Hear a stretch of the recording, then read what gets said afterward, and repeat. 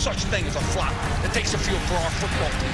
Carlos. Now he's untouchable. Wow, what a game!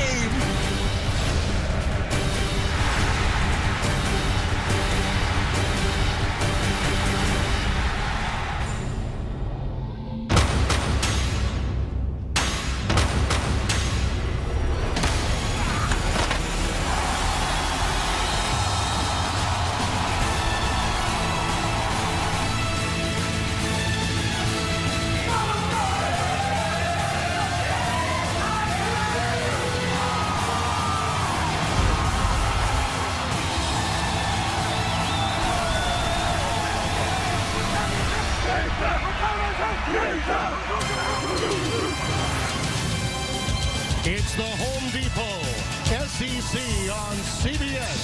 From the lovely Ozarks in Fayetteville, Arkansas plays host to the Fighting Tigers of LSU.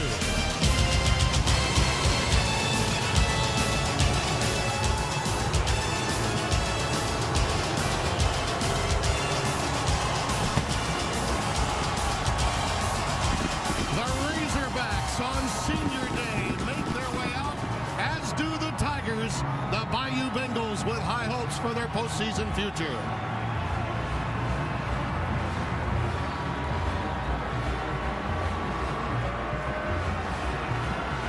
A traditional rivalry in the Southeastern Conference's Western Division.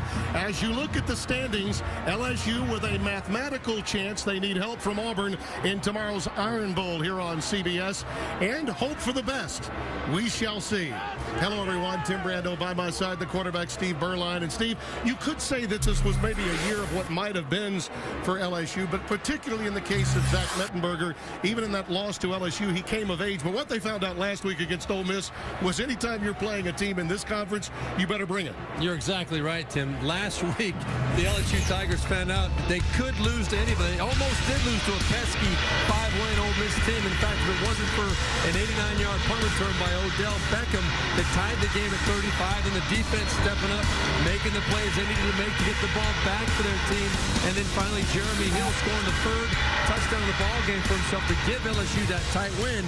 It never would have happened, but the key really has been Zach Mettenberger this year. The last 3.5 games, he has played very, very good football. He's the reason this offense has come to life. Over for Arkansas. They didn't have to wait for the switch to come on for Tyler Wilson. He's going to be special throughout his career. And in Kobe Hamilton, you're talking about one of the best pitch and catch combinations in the SEC. These two guys are not only one of the best in the SEC, they're one of the very best in the country, Tim. The two guys that LSU has to know they must stop today is Tyler Wilson going to Kobe Hamilton. Everybody in the stadium knows who's going to get the football. The question is, can LSU keep it from happening on a regular basis today? That's their biggest challenge. A blustery day. The northwest winds about 15 to 20 miles per hour. Temps under 50 and will continue to plunge.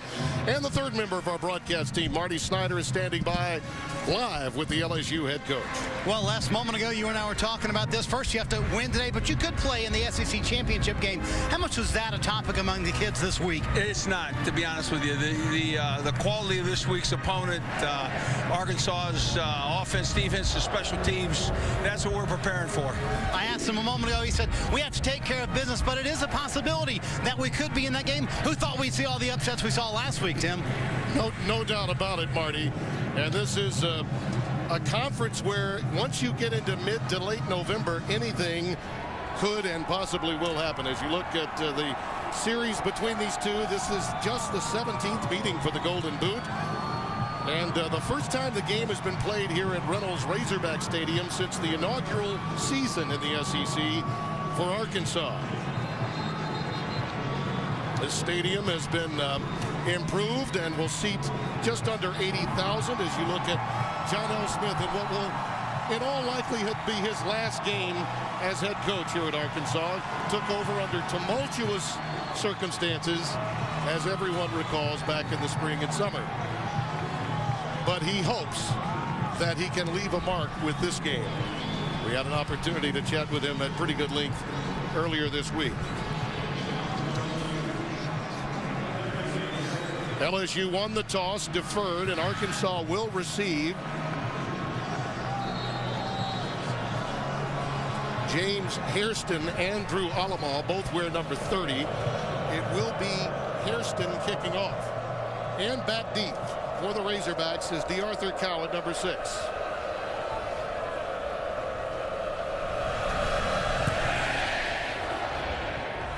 Hairston's boot, fielded at the 3. Collins with plenty of room, and he's out beyond the 35 to the 36-yard line. A 32-yard return as we take a look at our starting lineups presented by Chick-fil-A. Tyler Wilson, remarkable career. What interceptions he's thrown in large measure because he's had to throw the football so much. 62% completion rate. A young man from Greenwood, Arkansas, who told us that every pass is going on his resume tape. And John Chave, this defensive coordinator for LSU, said this is a guy that will try to stick the ball in there where a lot of quarterbacks won't. He's not afraid to take chances. Dumps it underneath to Kobe Hannigan. Slipping past the linebackers. Lamine Barrow, that's a 13-yard gain and a first down as we take a look at the rest of that Razorback starting lineup. Swanson is the leader, the junior from Texas at the center position, but they're exploitable. They've got problems up front. Hamilton, the go-to guy, they'll line him up almost anywhere, but Dennis Johnson has over 5,000 all-purpose yards. The young man for Texarkana, number 33, is a guy to keep an eye on. And Niall Davis, who's been injured and plagued with injuries the last couple of years, is now in the lineup on first down. A mix-up that time, and it's held by Wilson. He forges ahead for about 4 yards. We'll call it 2nd and 6. Coming up, Markevius Mingo is the defensive end, and along with Montgomery, perhaps 2 of the best in the country at that spot. The linebackers have really improved.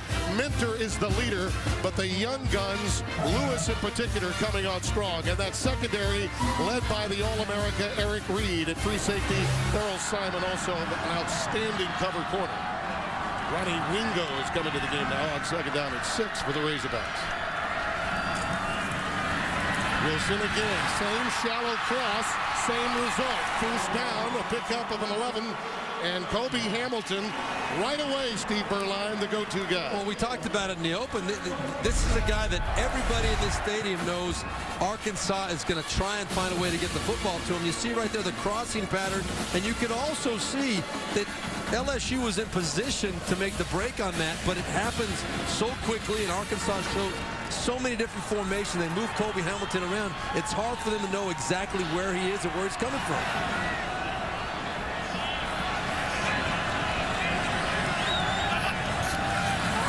Ringo, the motion man out of the backfield, and they go to Dennis Johnson, the safety valve, breaking a couple of tackles inside the 30, knocked out at the 26. That's a gain of 9.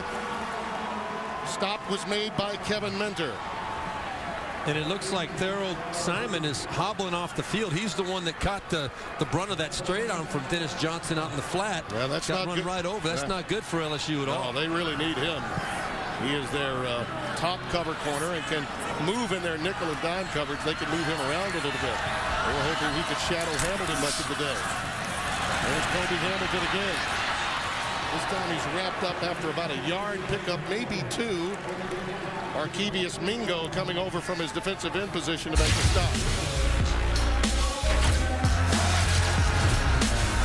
Well, you don't have to look too hard to find highlights of Kobe Hamilton for the Arkansas Razorbacks. This is a guy that each week the teams focus on him almost exclusively because when they lost tight end Chris Gregg, who by the way is the second leading receiver on this team, and he's missed 6 games, that tells you how dependent they are on Kobe Hamilton. But everybody focuses on him, yet they have not been able to stop him even remotely from week to week.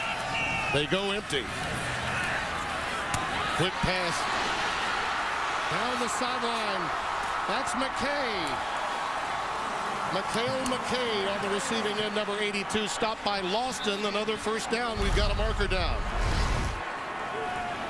Good quick decision by Tyler Wilson out to the flat, and good, just a really nice feel on the outside by Mikhail McKay, the freshman, who, by the way, Coach Paul Petrino told us he has really taken a jump the last couple weeks. But nice move right there, making the open field guy miss.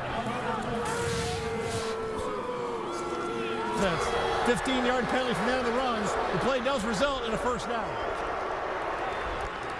Well, that is a difficult penalty after what had been a 17-yard gain, and they were right in the red zone. Well, that's what John L. Smith sits there and says, you know what? Why does it always seem that when things can go wrong, they do go wrong for us? This is a team that's really been snake bit with things like that. They make a good positive play, then a dumb penalty sets them back. Real mistake by McKay, 82, with that personal foul. Davis is the lone setback.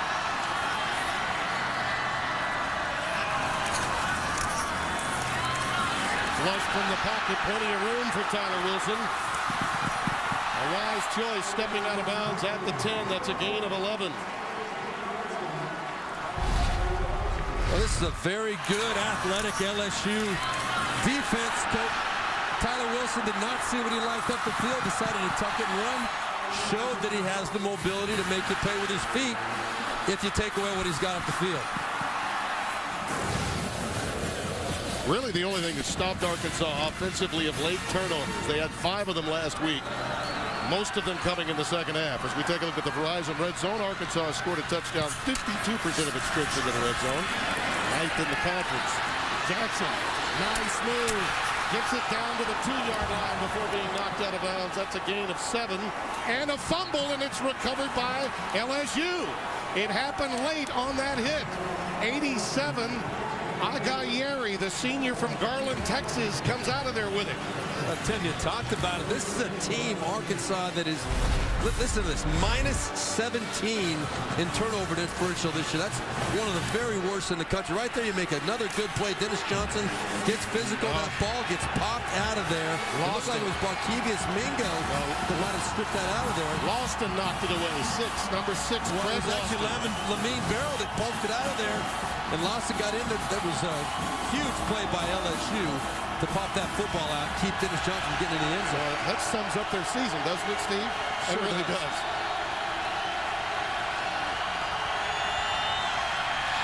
Tigers take over. J.C. Copeland, the fullback, ahead for about 5. Let's take a look at the Chick-fil-A lineups for LSU, led by Zach Mettenberger from Watkinsville, Georgia, transferred after competing for the position with Aaron Murray, went to junior college and then found his way to Bayou Bengal country. What a difference the last 3 games have been for him.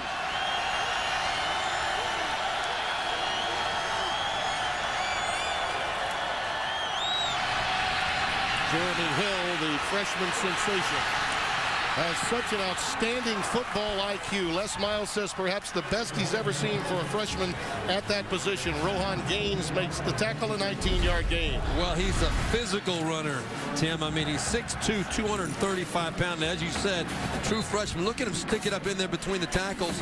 But there was a good seam. He's quick enough and explosive enough to see and feel that seam. Gets up in there, and you see him lower that shoulder, throw the boom on him. Good, strong, physical run. We're going to hear about him for a lot of years. Copeland, the big junior fullback, all 270 pounds of it, leading the way as Hill bounces again outside. And is ahead to 30. That's one that could have been stopped for no gain. Instead, he picks up 7. Gaines makes the tackle again. Up front, Durasic is the leader, but Alexander, the outstanding freshman, is going to be heard from along with Turner. What a combination. And certainly Hill has been heard from in a big way already today. Quick pitch again. This time Spencer Ware just into the game. And he's ahead for about 3 yards, a yard shy as we take a look at that Razorback defense. Smith, the leading tackler up front. They'll go with a nickel alignment, which means 2 linebackers, forced to use a pair of freshmen. Peters, a young man making his way in from Covington, Louisiana. Big opportunity for him today. Rasner, who's really more like a linebacker, goes in the star position. And he is indeed the star of this defensive football team. He'll be almost everywhere today, depending upon alignment. 3rd and 2.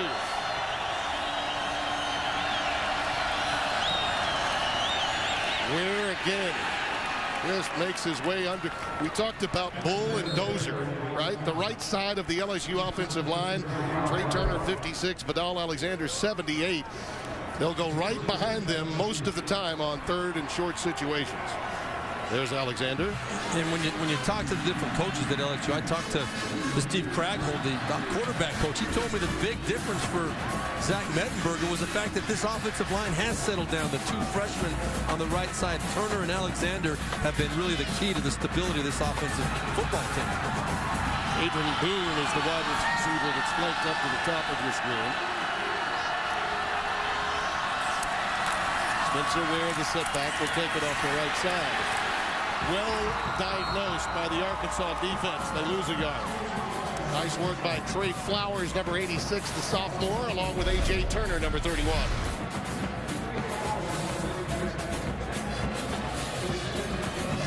Well, we're seeing a great aggressive defense here by Arkansas right now. They're coming out energetic, just like you'd expect. I mean, this truly is a bowl game atmosphere for this Arkansas Razorback team. Not a lot to be excited about. They want to send their seniors off on the right foot, and they're playing like it means something to them today so far. Second down, 11.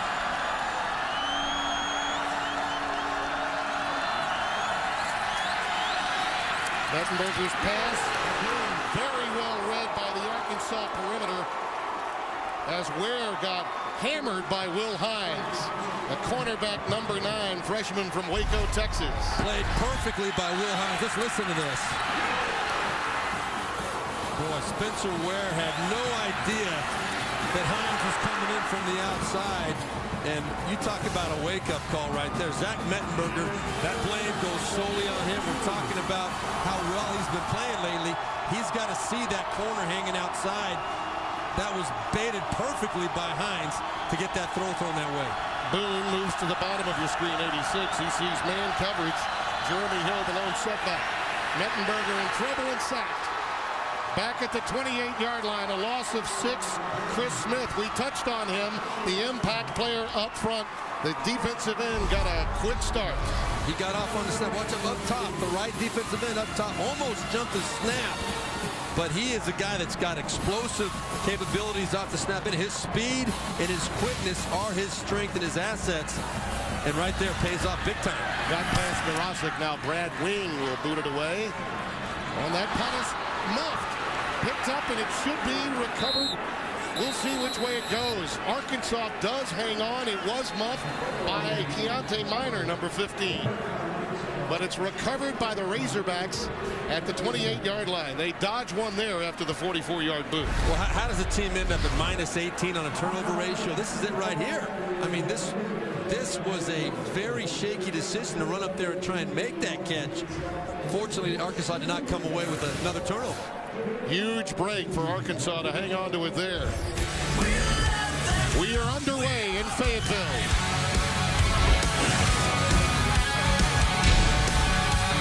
Not a guy in that list of men who hadn't had a great career, who hadn't given tremendous effort and energy to his team, that in fact played a lot of football and made plays today and made plays right on through his career. Now I want you to know something. It would be said about my career at Michigan. It was a flop. I underplayed my own expectations. My head coach would have probably told me you overplayed your physical limitations. There is no such thing as a flop that takes a field for our football team. Spectacular group of men. You go find them, you throw your arms around them, you give them a big kiss on the mouth if you're a girl. Wow, what a game! Ah, are you kidding me? On so many levels, that was so fantastic. But anyone that remembers Bo Schembechler and knows that he played for Bo in his early 70s, that was a little piece of Bo. How can you not absolutely love that? If you're a player, you see your coach defending you like that and coming out and just so passionate about it, he had to have inherited that from Bo Schembechler. To put it in context, it was a question from a writer about Russell Shepard's career, a celebrated recruit out of Houston, Texas, that had not had the kind of numbers that perhaps many would have thought. That pass is going to be underthrown and picked off by guess who? Thurl Simon, who limped off the field a few moments ago. And this return is going to bring LSU into the garden spot at the 40-yard line. Well, this is just a bad decision by Tyler Wilson. You got Demetrius Wilson, number 81, running down the sideline. You see all the time it took Tyler Wilson to get rid of this football. Just too long developing for him to get rid of that football. And as you said, Thurl Simon made the play back in, looking like he's walking fine now, but Tyler Wilson, not a good decision there. So after the near turnover, Arkansas does in fact turn it over. Simon's 4th pick.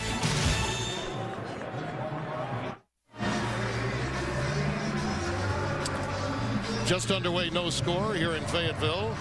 Tim Brando, Steve Berline, Marty Snyder. Our Facebook question: will Alabama play in the national championship game? You can vote A for yes, B for no. To vote, go to facebook.com/SEC on CBS. And again, a reminder about the tiebreaker scenario we have. If Alabama, LSU, and A&M all finish with 2 losses, first tiebreaker head-to-head, all teams, they went 1-1. Second tiebreaker is division record. LSU and A&M both would be 5-1, presuming Alabama lost in the Iron Bowl, would be 4-2. And then in the third tiebreaker, and this is critical for LSU fans, they would move ahead because they beat Texas A&M in College Station earlier this year.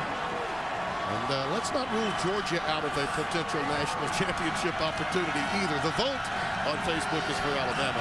And Georgia's still very much alive as well. There's the little toss, a favorite play of this LSU team, right up the middle for a couple of yards for the Tigers. Well, we've documented Arkansas's problems with turnovers. It started early. Dennis Johnson getting the ball poked out right there by Barrow, and then the punt. This should have been a turnover, but they were able to get it back, and then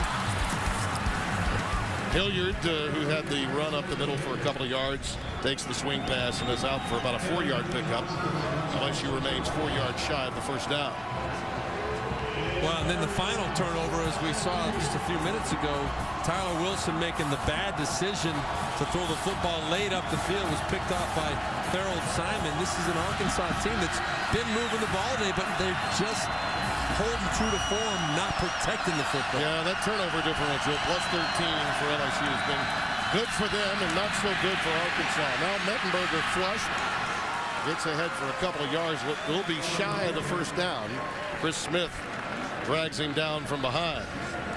Well, the progression of Zach Mettenberger is really, it's happening slowly but surely, and it's been very evident the last few weeks. You can see right here, there is nothing up the field. All the receivers are covered. Good decision. He's not the most mobile guy in the world, but your quarterback has to be willing to tuck that football once in a while instead of forcing it up the field somewhere, keeping his team in decent field goal position right here. Drew Alama, his longest 44 yards this year. This one will be a 49-yard try. Does go with the wind, and it's right through the uprights. Senior from Lafayette, Louisiana, gives LSU a 3-0 lead. Hope you're enjoying the holiday season here on CBS.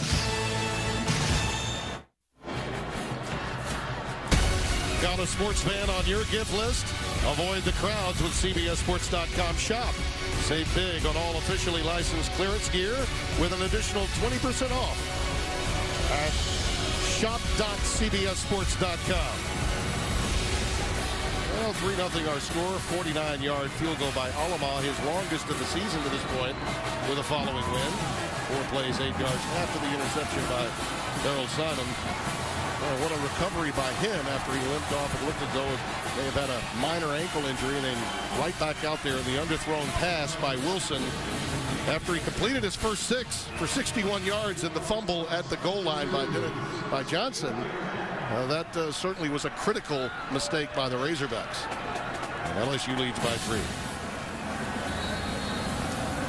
James Hairston, the sophomore from Dallas, will again boot it away. DeArthur Cowan is back deep, number 6 in single safety.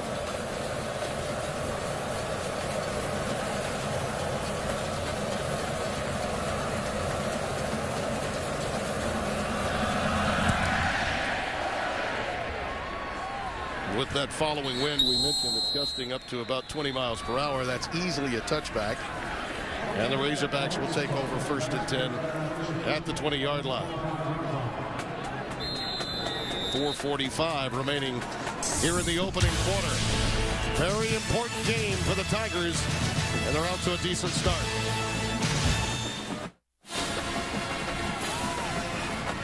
There is a misery index, to be sure. It began with that loss to Louisiana Monroe, but on a pair of occasions, both against Alabama and most recently against Mississippi State, five turnovers, and I don't care how good your quarterback and receiving combination are, you can't overcome that. No, this is an Arkansas team that now on the season with the 2 today has 31 turnovers on the season. That is very difficult to win football games, and you understand why they've struggled so much this year.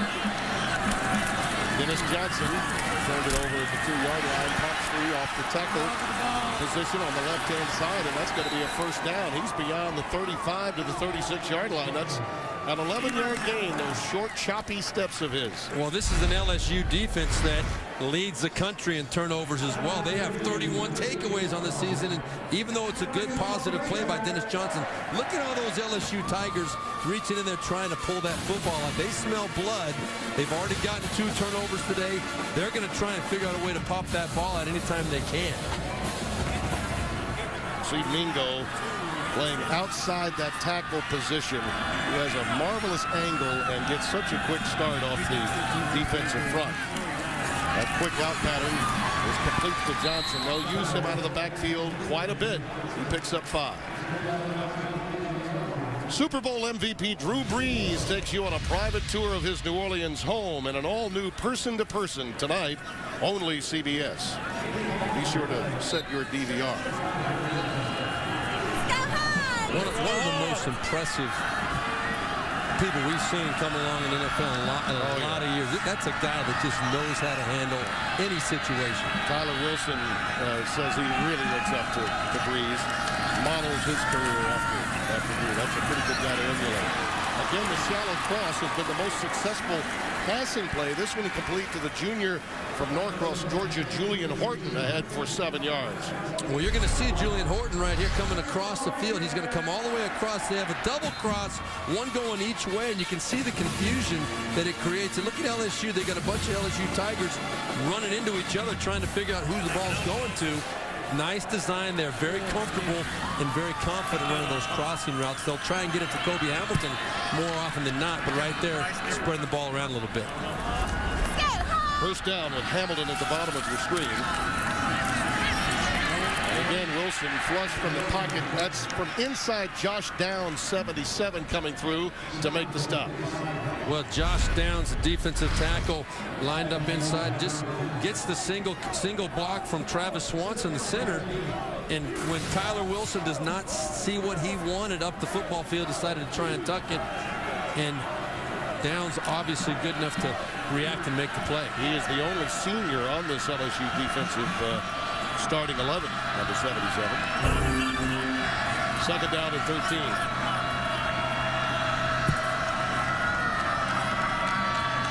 This is where you got to be careful against LSU too. Second and long. On the far side of the field and complete to Demetrius Wilson, number 81. He's ahead for just 4. Third down and 9 coming up. You know, Tim, I'm interested to see as this game progresses. We talked to John Chavis, the defensive coordinator for LSU, and he said, you know what?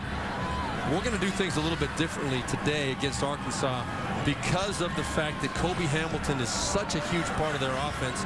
We usually like to single up. We don't double receivers, but we're going to try and confuse Arkansas a little bit with double coverage. You see him up here at the top. He's got safety help over the top on this play. They're going to try and find ways to take him out of the ballgame.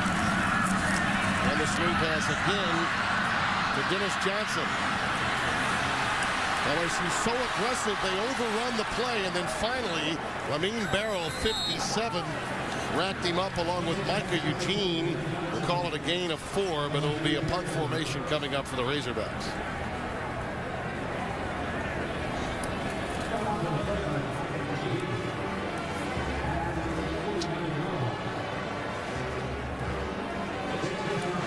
Dylan Breeding, senior from Hoover, Alabama, will boot it away, and there's Odell Beckham Jr.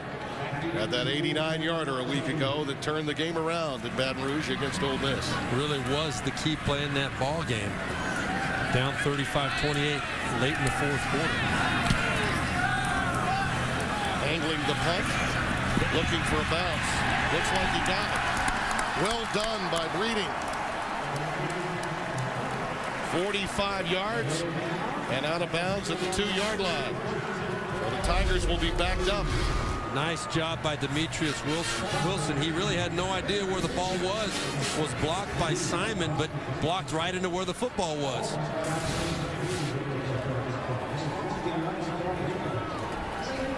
We'll see what LSU prescribes in this opening series. Backed up this close to their end zone. Jarvis Landry, who's been a favorite target of Mettenberger in recent weeks, goes wide to the top of your screen.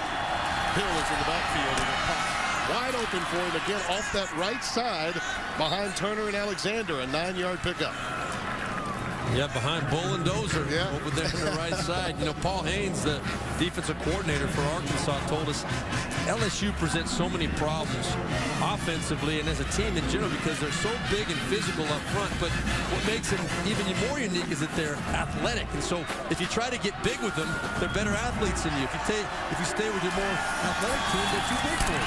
And then there's that toss.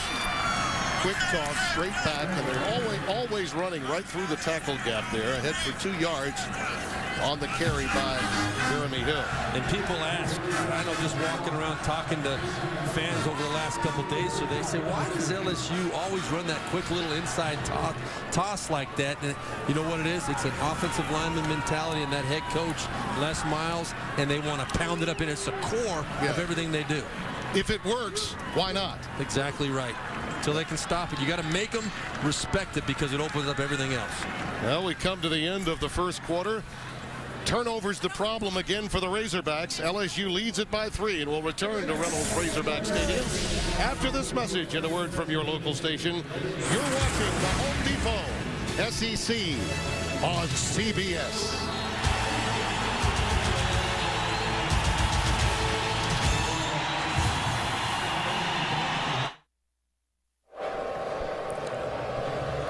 The man that was known as the old redhead is now white-headed. Legendary Frank Broyles leading the Calling of the Pigs to open the second quarter. How good is that? He looks great, doesn't he? He really does. Can shoot his age, by the way, too, at Augusta. Well, that's impressive. Tim Brando, Steve Berline back again with you. Well, this game has been pretty much what the seasons have been for both teams.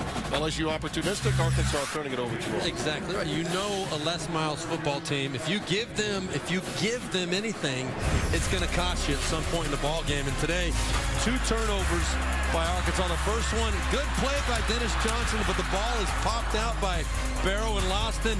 Big turnover deep in LSU territory. Then the bad decision by Tyler Wilson to try and force the ball up the field. Simon makes him pay for that. These are mistakes that you cannot make against the superior football team, and there are very few teams that LSU is not superior to, so that's why they win. They create turnovers, they win ball games. Virtually nothing in the air for the Tigers so far, but they have had some difficult field position.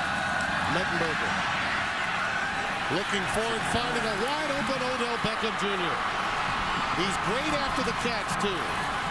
Tremendous escapability and hauled down at the 48-yard line by Otha Peters. That's a 43-yard gain right on cue. Well, when you talk to John L. Smith, he said the thing that's really hurt them as much as turnovers is the inexperience. And right here you see a great throw by Zach Mettenberger. But right there, number 9, Will Hines is a true freshman.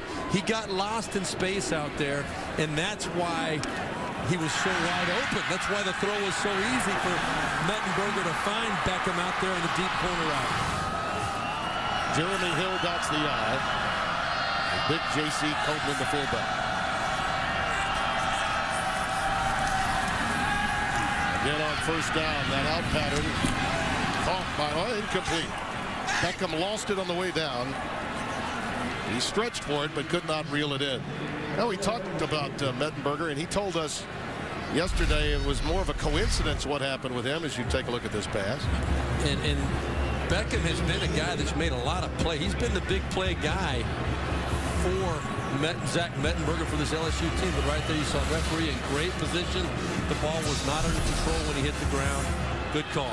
Steve Cragthorpe, the quarterback's coach, was right there in front of it as well. He lost it on the way down. But he told us that it's coincidental really what happened, and not so much the open date before the Alabama game helped, but just his offensive line becoming stabilized and he and his receivers working together. Adrian Boone, the intended receiver this time, a bit overthrown. Now let's go back to the studio for a John Hancock update.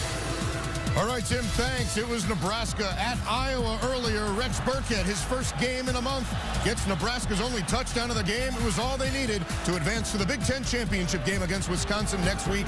13-7 the final. Tim? That'll be a battle of the eligibles in the Big Ten because so many aren't eligible for the Big Ten title. Yeah, and you just wonder what if Ohio State playing so well. Oh yeah, can you imagine the BCS mess if they had just turned down the bowl opportunity last year, Ohio State? Mettenberger on the quick look in, incomplete. Intended for Odell Beckham Jr. And so it'll be 4th down. The Tigers get the big 43-yard gain, but do nothing with it. That's a good play by Arkansas right there, breaking on the football. I thought the contact might have been a little bit early by Killebrew, who made the nice hit. Really saw it, broke on it well. Brad Wing and to boot it away. And again, angling for the coffin corner himself. Job well done. As LSU stops it, it'll be ruled down at the 6-yard line, and that's where Arkansas will take over. Some outstanding punters for both teams on display. We'll be back.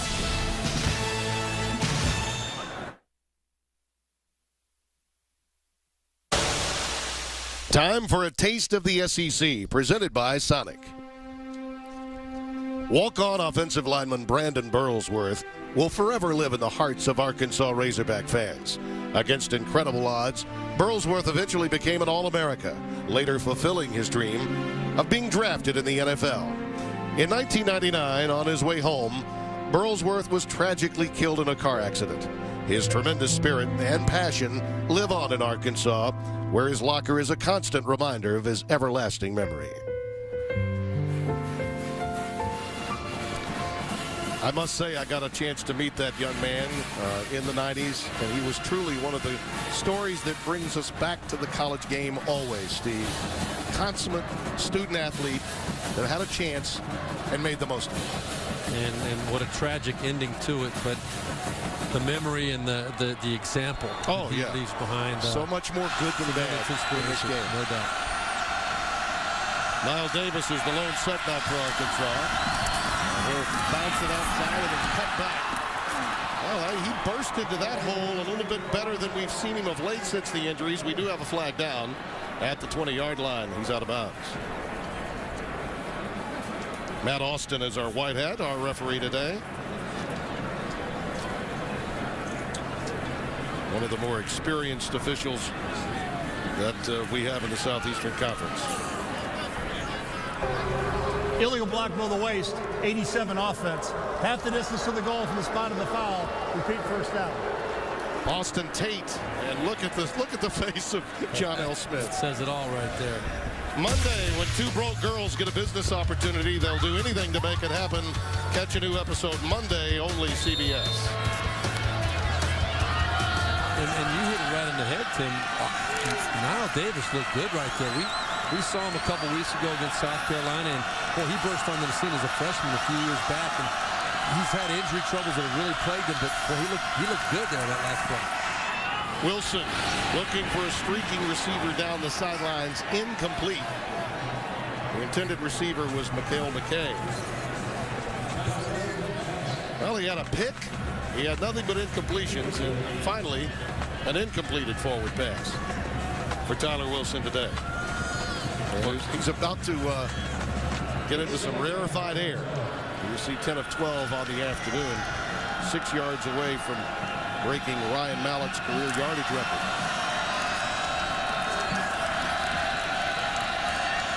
Second down and 11. Davis and Jonathan Williams are the setbacks, with Davis in motion. Williams ahead to about the 8-yard line before being pushed back by Kevin Minter. Gain of 3. And we talked about what a career he's had. Clint Sterner wasn't chopped liver either. No, what a career he had. And Tyler Wilson's going to have a wonderful pro career. Well, you sure would think so. When you talk to everybody that knows Tyler, and all they say is what a tremendous job he's done leading this team through very, very adverse situations. He will not be forgotten in Arkansas Razorback lore for sure. He's done a lot for this program. Pride of Greenwood, Arkansas. And he can't make all the throws. Yes. And John, you see, running down the sideline to get a timeout called, something the coaches did not like before that ball was snapped. I think Tyler had seen it too. He was about to call for it himself if they didn't, but they did. Well, the Home Depot SEC on CBS will continue after this word from your local station.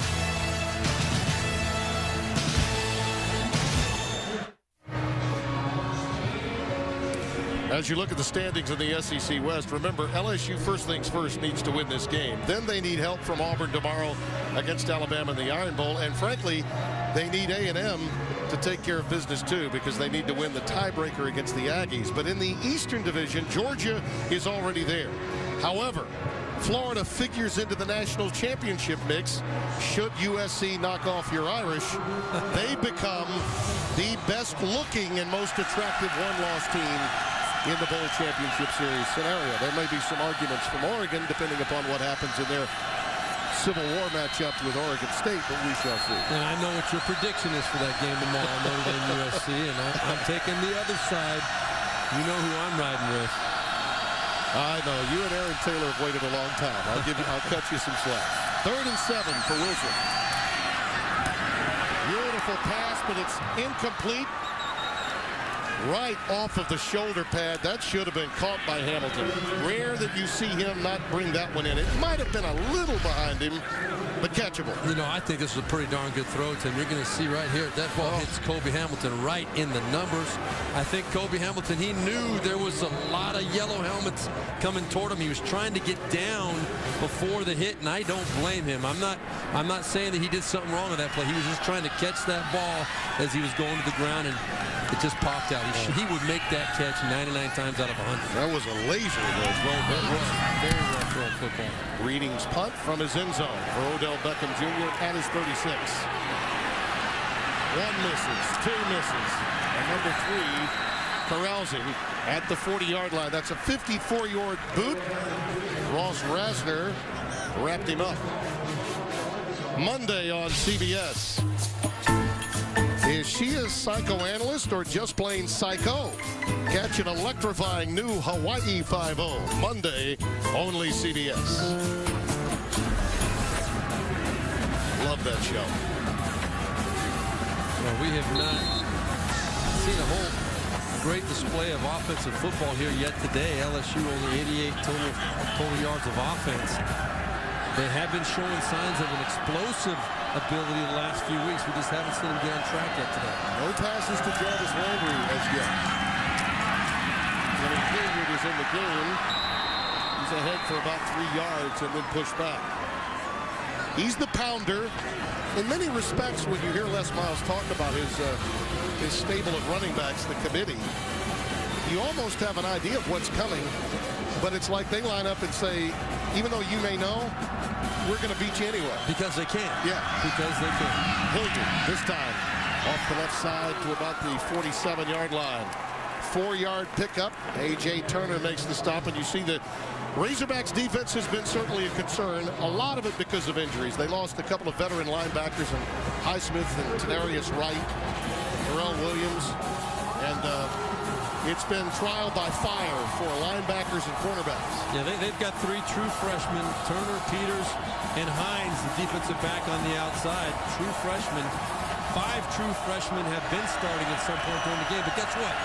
LSU has started 5 true freshmen this year as well, and they seem to be doing okay. I don't think you can use that as an excuse. 3rd down and 4. Mettenberger with 3 wideouts goes inside to Landry.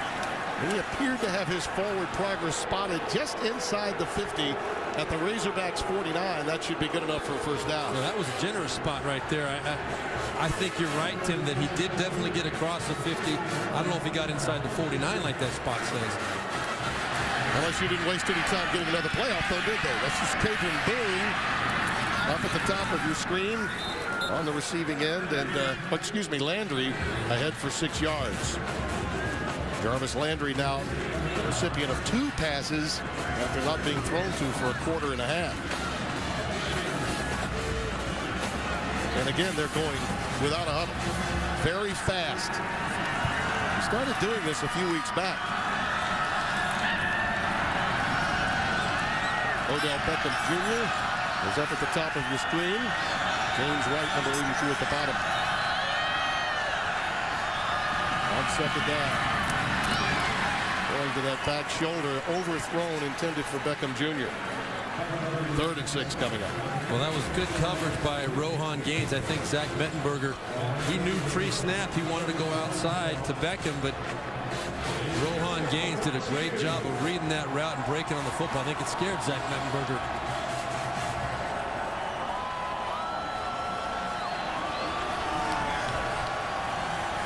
LSU 1 of 2 on 3rd down conversions. 3rd opportunity coming here.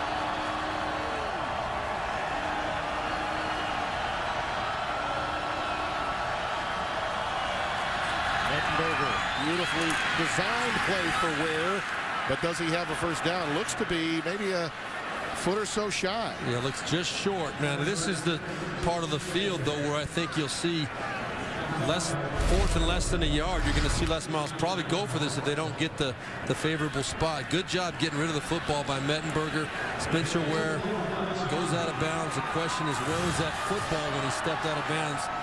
Les Miles has decided, I think, to go for it. I think it's the right call here. Many times they'll line up Spencer Ware at the quarterback position on 4th and short. And they're going to do it here. There he is. Oh, he pitched it. Going to the wide side of the field. Michael Ford, and he stopped behind the line of scrimmage. A loss of 2. Razorbacks were ready for that one. I don't think LSU blocked anybody on that play. There was about 5 or 6 Razorback defenders in position to make this play. I like the creativity from LSU. Spencer Ware making the toss. Everybody thinks he's going to quarterback sneak it up in there, but Arkansas was not fooled. Oh, no. Rasner was there. Terrell Williams was there. Mad Hatter gets hatted on that one. We'll be back.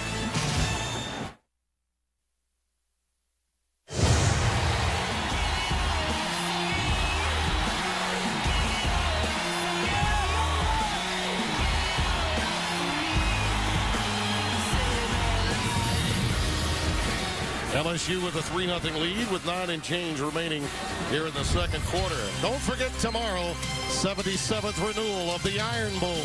Auburn and number 2, Alabama.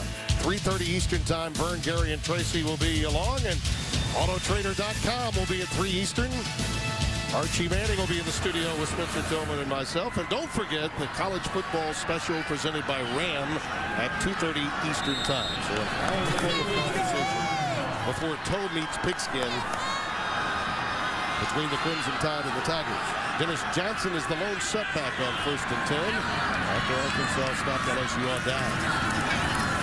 Here comes pressure from Minter, and on the check down, the pass is caught by Hamilton. No, they're going to rule it incomplete. It came out late. And the conversation at the 50. A lot of pressure from Kevin Minter on the blitz as you look at the first 4 possessions for the Razorbacks.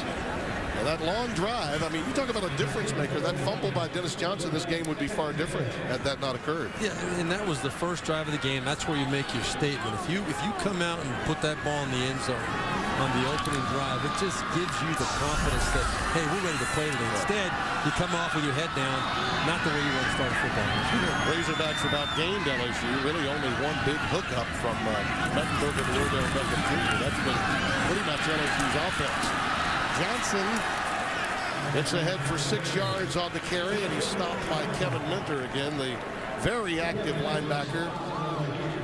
had 17 tackles and 20 total, a school record in the loss to Florida earlier this year. A game in which LSU dominated defensively for 2.5 quarters, but a failing offense at that time was their downfall. And Minter's been impressive 2 times already, the SEC Defensive Player of the Week. One time, that Florida game you're talking about, the National Defensive Player of the Week. Actually, that was against Texas A&M. Excuse me. Florida SEC Player of the Week. 3rd down and 4. Is the out pattern complete? Javante Herndon ahead for 9 yards and a 1st down. Craig Lawson, number 6, corralled him.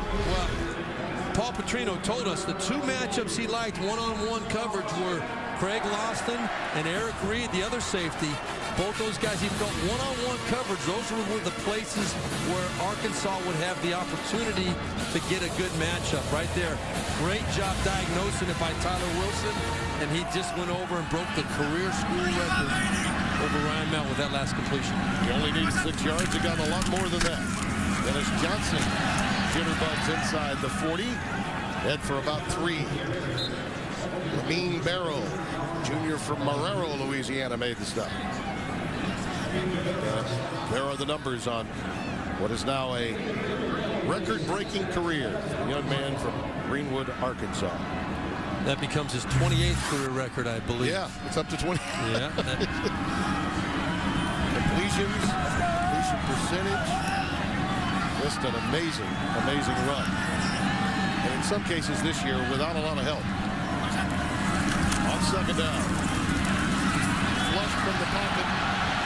Wilson sees Minter and decides to slide and does. Just shy of the 1st down. Fans react, but there was nothing else Minter could do. He's about a half yard shy of the 1st down. Well, the pressure up the field was from Barkevius Mingo and LeVar Edwards, but Tyler Wilson sensed it, stepped up in the pocket, and was able to make a nice 9-yard gain out of it. Smartly gets down to protect himself from taking the hit.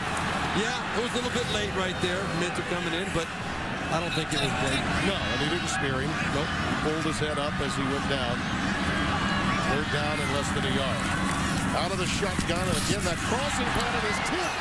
And a flag is down. Minter was trying to check Hamilton. And then on the tip drill, it was nearly caught by the tight end Austin Tate, number 87. I think they're going to get Minter for being a little too aggressive on that crossing pattern with Kobe Hamilton. They are very aware of him coming across the field. Pass interference, defense 46. Ball will be placed in the spot of the foul, automatic 1st down.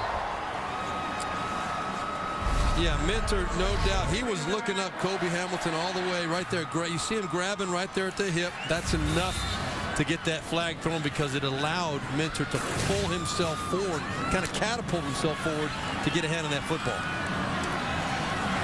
Jonathan Williams has checked into the game. He's the lone setback. Cuts it back and barely to the line of scrimmage. No gain. It'll be 2nd and 10 coming up. Anthony Johnson, number 90, in the game, replacing Benny Logan, making the stop. Now, this is an offensive line, too, when you think about it. Other than Swanson, Deacon, Peacock, Cook, they've been moved around quite a bit. They've actually handled, I think, LSU's defensive front pretty well so far today. They have. This is not an offensive line that's given up many sacks. No. They've only given up 17 sacks on the year in 11 games. That's not too bad. In fact, it's one of the top in the SEC. A much better day than they did a few weeks ago against South Carolina, as that ball is tipped at the line of scrimmage by LSU. Well, got Ego Ferguson, number 9, the defensive tackle, got his big mid up there. I think Tyler Wilson is lucky this ball was deflected because, again, there you see the big hand going up right there by Ferguson. But LSU and John Chavis are looking for those crossing routes. And if you go to the well too many times, you're going to pay the price. That one right there, I think they were in position to possibly create another turnover, or at least a big hit on Kobe Hamilton. LSU goes with 3 down linemen on 3rd and 10, and they run Johnson. Surprised by that at all? I mean, the tackle is made by Logan twisting him down, but that's a surprising call. You know, on 3rd and long, you're already in field goal range. You're going against a team that's got a very good pass rush. You don't want to put yourself in position to lose yards and make it a more difficult field goal. I think the philosophy is sound to try and pop a draw play up inside and maybe catch LSU off guard. Hocker is 11 of 16. His longest field goal, 46 yards. This will be out of the hold of Brian Buhner. 40-yard attempt here to tie the game. And again with a following wind. Oh, that is hooked and no good. I think the plant foot might have been the problem there. Yeah, that ball came out funny right away. It looked like a knuckleball. Yeah, it did. From up here. It looks like a good snap and a good hold. Overcooked it. Sort of like a Berline 5-iron. Come on. What are you talking about?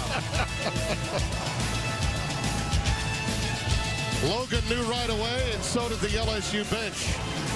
Tigers lead it by 3. Adam Zucker in New York. Coming up on the Geico Halftime Report, Spencer, Archie, and I will get you caught up on all of today's action, including Kent State winning easy over Ohio. Spencer Keith to Eric Adeyemi here. They'll have Northern Illinois in the MAC championship game next week, and at 11-1, Timmy B, are they a bona fide fly in the ointment? Adam, certainly they would qualify as a fly in the ointment. They will have a non-conference win earlier this year against Cincinnati when they were undefeated in the Big East. You know how much I love flies in the ointment. And there was an ultimate fly that came to Arkansas earlier this year and won. Louisiana Monroe with Colton Browning at quarterback. The little guys, and particularly schools like Kent State out of the MAC, and I think the other conference really has been the Sun Belt with Middle Tennessee State, Arkansas State, coached by Gus Malzahn, and Western Kentucky. Those teams have all played well this year. I like that about you, Tim. You're always looking out for the little guy. That's good. That's me. That's Jeremy Hill ahead for about 4. I'll call it a 6-yard gain. And it is Thanksgiving weekend, and Marty Snyder is downstairs for us. Marty? Well, we all had a lovely Thanksgiving yesterday. I asked both coaches what they did with their players yesterday. Arkansas had dinner right behind me, about 125 people in the same room. Then they went and had their walkthrough. LSU had 150 people. Then they flew here to Arkansas after their dinner. I asked Coach Les Miles, what's your favorite part about Thanksgiving? He said the post-Thanksgiving sandwich. I don't know about you guys, but little bread, little stuffing, maybe a little turkey, a little cranberry as well. But he loves the mayonnaise, the mustard, and the onions. That's a coup de grace for him. Brando, I heard your Thanksgiving was a little interesting, wasn't it? Yes, it was. And a little bit of mustard's always good by me. Spoken like a true offensive lineman again. And Les Miles, that post-Thanksgiving sandwich. Landry got that pass up for 11 yards, and here's Jeremy Hill again off the right side. He's ahead for 4. Trey Flowers the stop. Well, this defense has been good today. Yeah, this defense has given up 30 or more points 7 times this year. They're not backing down from LSU at all at this point. In fact, they're playing at their tempo. They almost seem like they're faster to the punch defensively than LSU is on offense today. That's impressive to see. Well, the fumble at the 2-yard line by Johnson. The curious 3rd down call a moment ago, followed up by a 40-yard miss. Well, that's the difference in this game right now.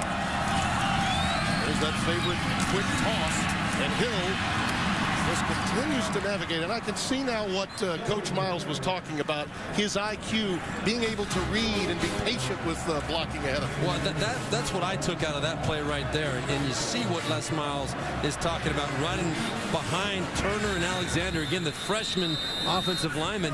But right there, just picking his way through and making a nice positive game. Timeout with the ball at the 45-yard line. We'll return to Arkansas in just a moment. 2 of the best, and you see A.J. Turner, one of the freshman linebackers. This would be a devastating loss for them.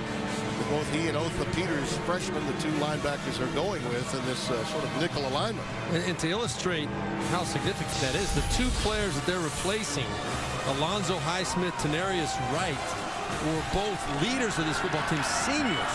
They've got from senior leaders to true freshmen playing. That is a huge drop-off at your leadership position on defense. Spencer Ware is the lone setback. Again, that favorite quick toss right back to Ware, pounding it ahead for 4. Tevin Mitchell the stop. As you look at all of these injuries, Highsmith and Small, Walker, Wright, the big one you mentioned, and Chris Bragg, the tight end, was their second receiver. He was the guy they really went to in crucial situations, if not Kobe Hamilton. He's missed over 6 games this year, and he's still their second leading receiver, which is amazing. That puts it in perspective. Talk about how often this offense depends on Kobe Hamilton to make plays. Look at that number, 18 guys getting their first start. Amazing. There, bouncing it out towards the boundary, ahead for 2 yards. Tevin Mitchell again, the corner, coming up to make the stop. LSU with a victory here still has some fleeting hope for a potential SEC championship appearance. They would need a lot of help, though, from Auburn, a team that probably is a prohibitive underdog, and as was reported yesterday, under investigation in the way of a Yahoo report by the NCAA. LSU 2 for 6 on 3rd down conversions.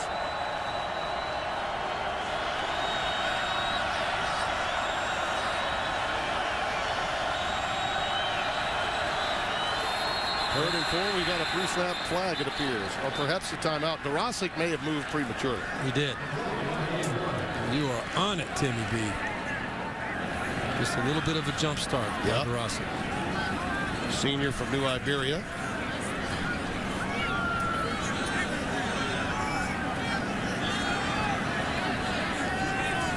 They've had to move a lot of guys around. Dorosic, probably the most versatile of that offensive front for LSU. They needed him when they lost Falk early in the season. Those 3 losses of their offensive linemen were huge early.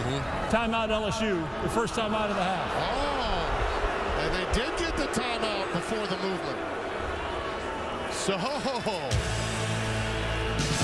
Les was on top of it. We'll be right back.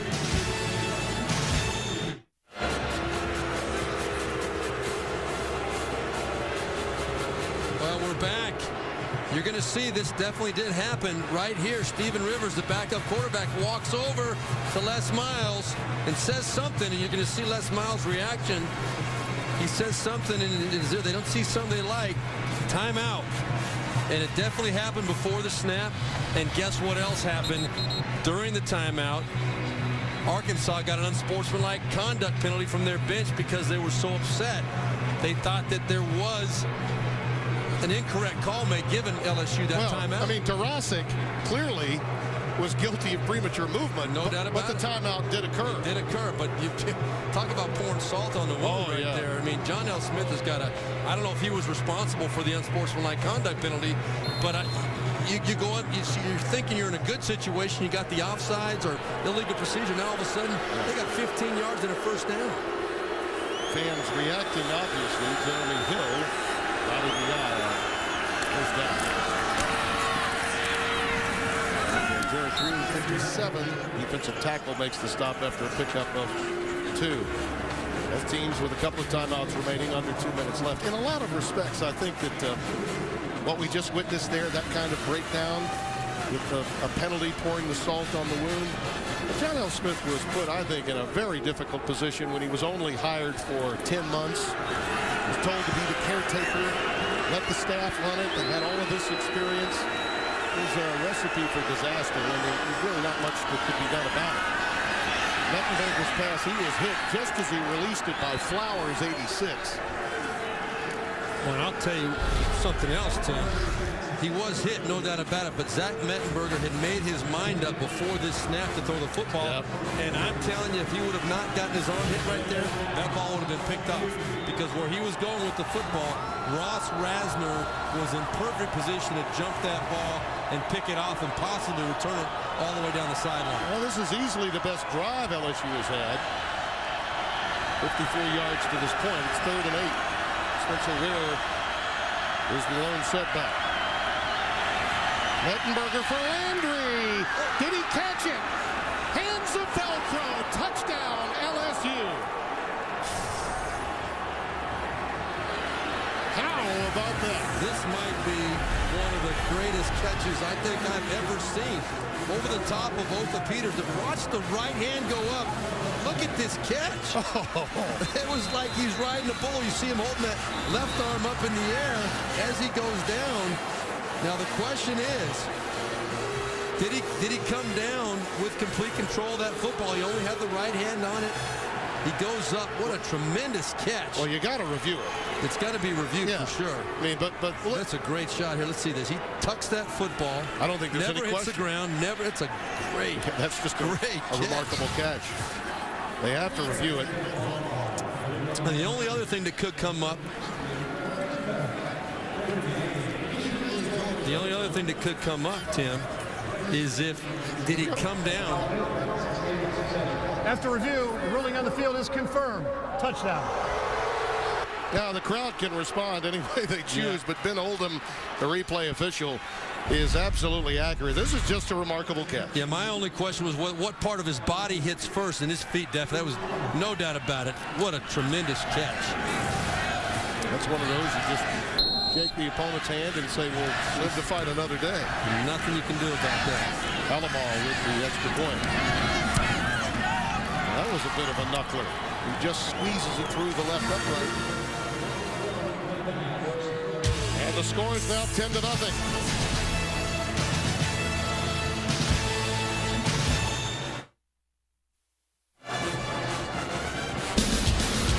Don't forget, coming up, the Geico halftime report. Adam Zucker is in the chair today, flanked by Spencer Tillman and Archie Manning. They'll get you caught up on all the scores and highlights.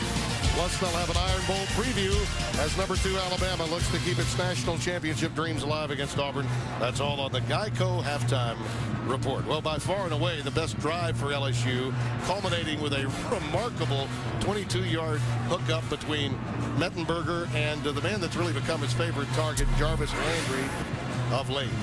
Jarvis Landry has been the go-to guy. He is the leading receiver for this LSU football team, and what an incredible catch that was. Mettenberger did a great job identifying the right coverage, seeing the middle of the field open, and giving Landry a chance to make the play. But I still don't know right now how he pulled that ball in, how he was able to adjust his body and make that catch with one hand.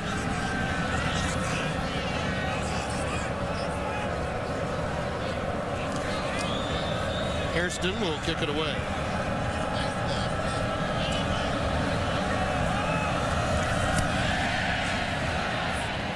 And it's Cowan back at the 7-yard line. He is racked up at the 22 by Deion Jones, number 45. Let's appreciate this catch one more time. You see the middle of the field open, and Otha Peters, the linebacker, was in very good position, but man, what a great catch. And from down low, it's even more impressive. You can see Mettenberger knew exactly where he wanted to go with that football. And then the right hand goes up, does not even touch it with that left hand. Elbow down, feet down, total control of that football.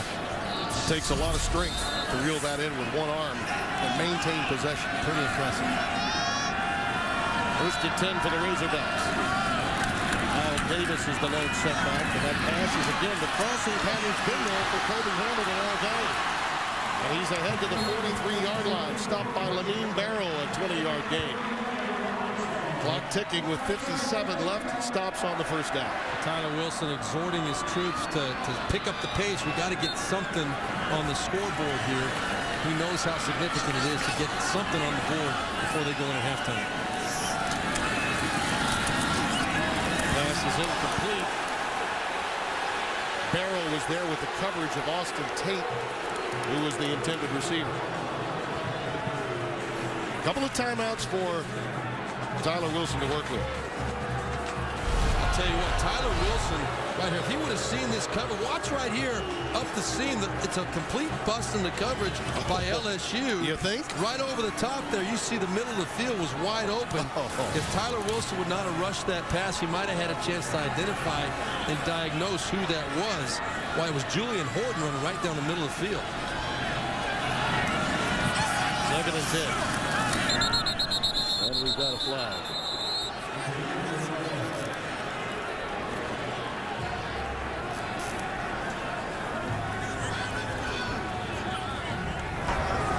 Prior to the snap, false start, number 2 of the offense. 5-yard penalty, still 2nd down. Julian Horton, the guilty party. Order in the court takes on a whole new meaning on an all-new How I Met Your Mother, Monday, only CBS. Well, penalties, turnovers have been the order of the day in this season for Arkansas. Now facing a 2nd and 15 with 44 ticks remaining. play clock is moving along. They get set up here.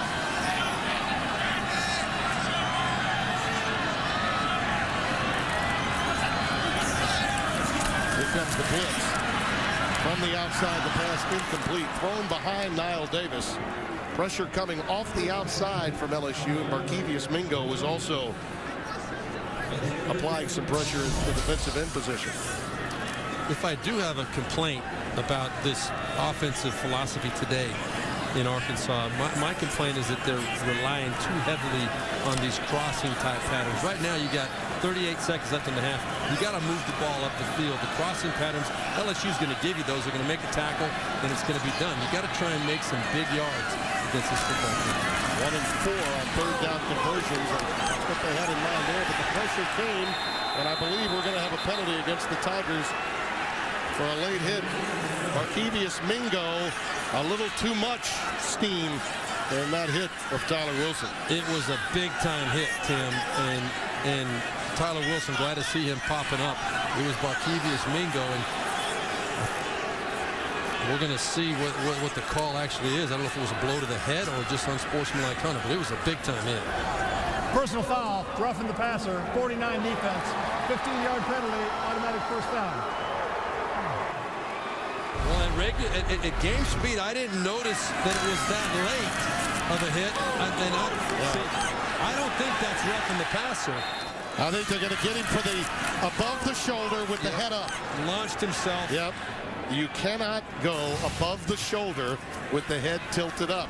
If it's chin strap or above in college football, they're going to whistle you. Traditionally, roughing the passer is too late. Yes. That was just a little bit too vicious. Speaking of vicious, how about that hit by Mentor on the crossing pattern to Javante Herndon, head for 5 yards. And what I just tell you, that they're getting so reliant on the crossing pattern. This is what John Chavis wants Arkansas to do. They rely on it. Timeout, Arkansas. Their second timeout of the half.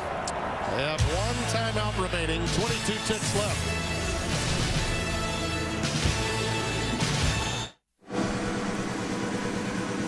Thanks to you, our generous viewers, the American Red Cross has been helping thousands affected by Hurricane Sandy get back on their feet.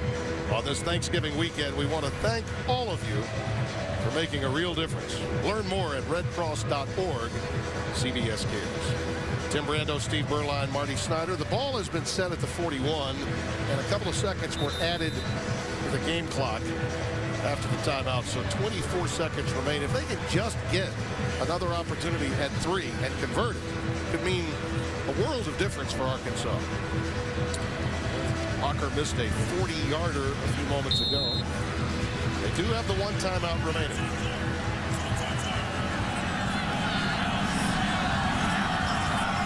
Five wide receiver set for the Razorbacks. Right down the middle for Hamilton. Incomplete. Mentor's going to be flagged. That's a mismatch. Must have had his arm in there.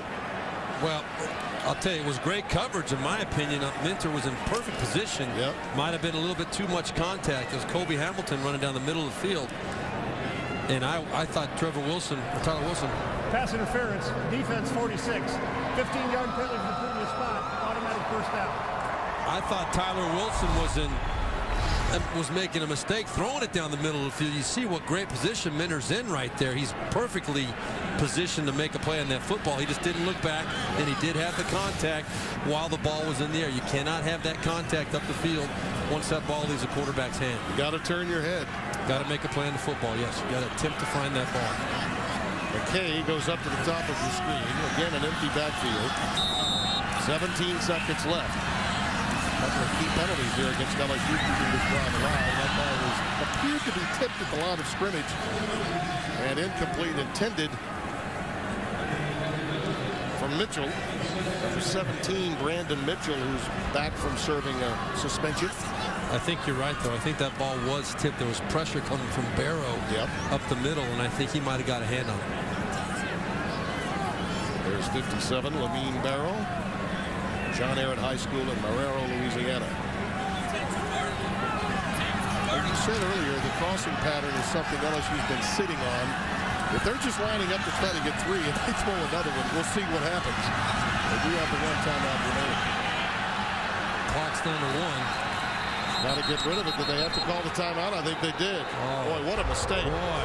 Timeout Arkansas, the third and final timeout of the half. Oh, and he's very upset, and he should be. I got to tell you, Steve, I thought Tyler Wilson was upset because the timeout came. I think he felt he had it under control and maybe had a mismatch. I think he's very upset about wasting that timeout. Yeah. He knows how significant it was. They wanted to save that so they could use the whole field on this next play. He thought he was going to get that snap off. He's mad the coaches didn't trust him to get the snap off. 30 of the 51 yards on this drive have been by way of penalty. Wilson. Is incomplete. It was intended for DeArthur Cowan, number 6, and now they've quickly have to get their team out there for the field goal try. Well, it's an incomplete pass, so they got the full 40-second clock, but that was a terrible reaction by DeArthur Cowan on that, but he never even looked back for the football. That could have been intercepted very easily. Arkansas is lucky. Jalen Mills was in perfect position to make the play on that football. Cowan didn't even look back for it. Well, you're right. They did. They got a little bit of a break here with the clock being where it is and the fresh 40. So now a try of 43 yards for Zach Hocker to get 3 on the board before halftime. And this one is fading right and no good. A hook and a push. And nothing on the scoreboard for the Razorbacks. And again, I think in some measure, that entire last sequence was rushed from the get-go because of the ill-advised timeout. Well, they're just making even the most simple things look difficult right now. I mean, that hits the upright at the very top of it, and you know, you sit there and say they need something positive to happen, and there's nothing positive has happened. No. And Les Miles says it's great to be a Tiger today. We'll take it. Mettenberger takes the knee, and LSU will get to the locker room with a 10-point lead. And in many respects, those turnovers have been the difference. Let's go down to Marty Snyder standing by with LSU head coach Les Miles. Yeah, we're just talking about all those penalties. I know you weren't happy with that on that last drive, were you, Coach? No, you know, we gotta play sharp there. We can't give the opponent 30 yards in a short drive, give him a chance at a field goal. I know on the positive side, how about that catch by Landry, though? Have you ever seen a better catch than that? Every day at practice. He practices like that, and I'm dead serious. That's how he plays. Every day at practice, he can pull those off. Birdline would have loved to have a receiver like that. Indeed. Thank you, Marty. That's the end of the first half. LSU leads it by 10, and it has been a very entertaining first half here in Fayetteville. Let's get you now to Adam Zucker in our New York studio. Adam?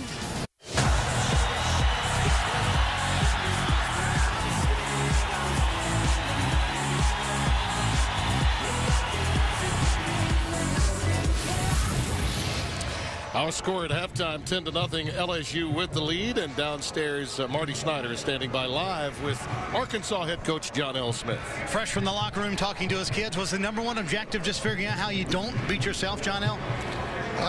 The #1 deal was to come out and play as hard as we had the first half.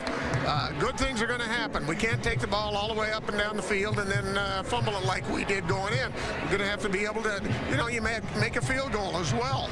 You know, but our defense has played outstanding. They got the one great catch in the end zone. You know, that's a great athlete making a great play. Now we've got to come out and make some great plays. You told me a second ago, Tim, we had to take advantage of our opportunities. Absolutely still a winnable game.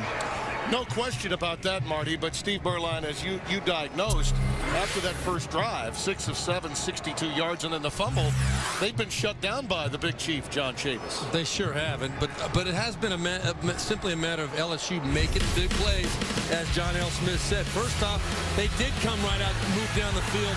Right here you see the pass from Tyler Wilson to Dennis Johnson, but the ball pops out. Great teams make great plays when they have to, and right there, the bad decision by Tyler Wilson.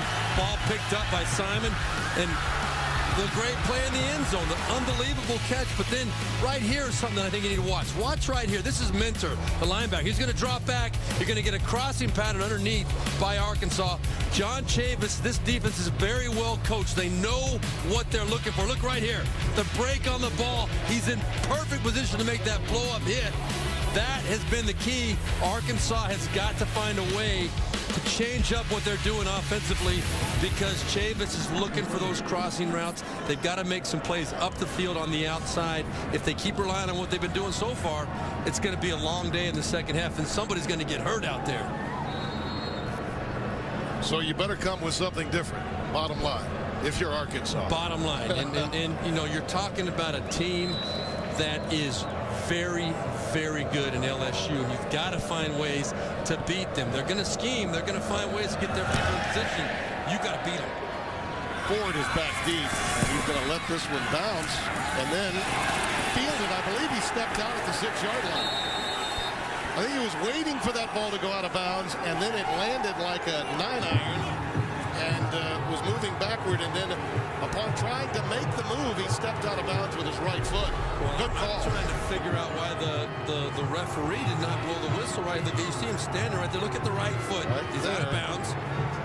Then he steps out again right there. Yeah. Right here, we should have a whistle blown, I think. Indeed. But for whatever reason, he did, and they got it right eventually.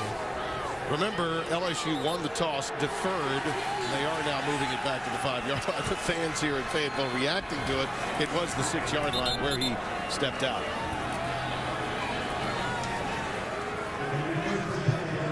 Matt Austin clearing that up and getting the conversation piece from his linesman.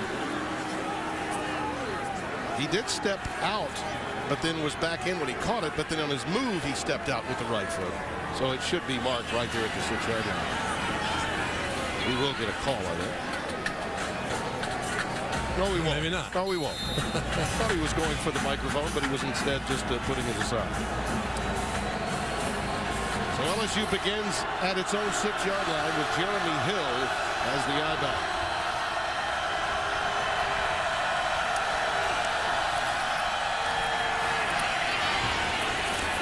He stopped after maybe a gain of a yard. That's it. A.J. Turner, who was injured earlier, makes the stop. As you look at a first half stats, the total yards for Arkansas, even with all those turnovers. It couldn't be more even in terms of total yards, but that right there is a big number, without a doubt. The time of possession is almost exactly the same. Big factor also for Arkansas, the 0 for 2 in the field goals. I mean, both of those were makeable field goals, and that, if it's a 10-6 ball game, you're still feeling pretty good about things. And even at 10-0, you're fortunate to be in this ball game. LSU has got to be feeling very leery about where they sit right now. On 2nd and 9, Hill. It really does run downhill well ahead for 3. Trey Flowers makes the stop.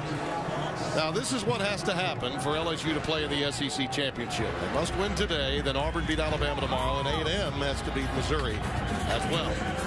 And they win by virtue of the tiebreaker against the Aggies. They beat them in College Station earlier this year. And we saw Baylor step up and slay the Giant last week in Kansas State.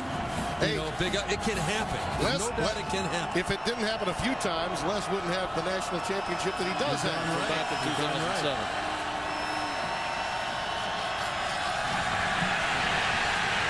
That pass is incomplete. Great pressure brought by the Razorbacks off the backside. Alfred Davis and Chris Smith, 51 and 42, collaborating. And this could have been a very bad play for LSU. Instead, they got away with just an incomplete pass. But Mettenberger had no idea the pressure was coming from behind. That could have been a fumble. The hit was from Chris Smith and Alfred Davis. And very fortunate it wasn't worse. And if I'm Les Miles right now, I am not very comfortable where this ball game is right now. Even though they're in control, you're letting Arkansas hang around. Wings punt is fielded by Nate Holmes. And he is stopped in his tracks, a 47-yard boot. Arkansas will have quality field position at the 42. We'll see if Tyler Wilson starts out the second half as hot as he did the first.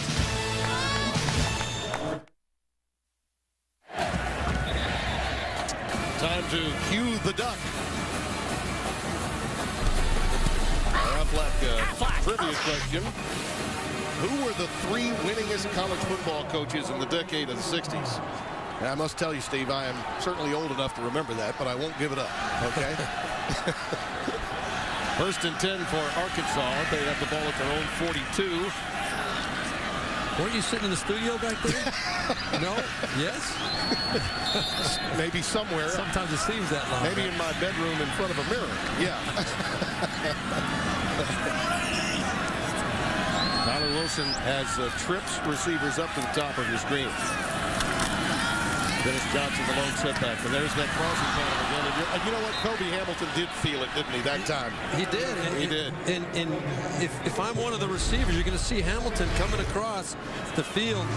He knows that those guys are looking for him. And that's going to be a big hit right there if he catches that football. And I'm impressed by the fact that they can find ways to get Kobe Hamilton. Paul Petrino has been able to do it all year. Not questioning that whatsoever. But this team right now is looking up those crossing routes. You got to attack a different way. Raw. And Dennis Johnson gets ahead for 7 yards. We look at the possessions. We talked about it. It was a wonderful 62-yard drive. Johnson fumbled, though. And that really turned this game in so many respects, and then came the turnovers. Yeah, just think if Arkansas gets that ball in the end zone on the opening drive of the game, you got LSU trailing. Yep. And it's a different ball game. The Arkansas defense has been playing very, very well. The offense has to cash in and make something good happen. Those missed field goals hurt too at the end of the half, especially. Hamilton on the quick curl should have the first down. That's 5 yards in front of Eric Reed. You know, we haven't seen many pass patterns run through the seams between the hashings, and I gather that's because of the respect they have for Eric Reed, the safety. No doubt. You have to respect the talent on LSU, but you've also got to give your players a chance. They're playing a lot of zone coverage. There's some holes out there. You got to take advantage of them. Pass out to Hamilton. He was able to get away from the first would-be tackler. Out ahead for 9 yards, was tripped up by Jalen Mills, number 28. Well, this is where I think Paul Petrino has done a great job all year. You know that LSU was focused on Kobe Hamilton.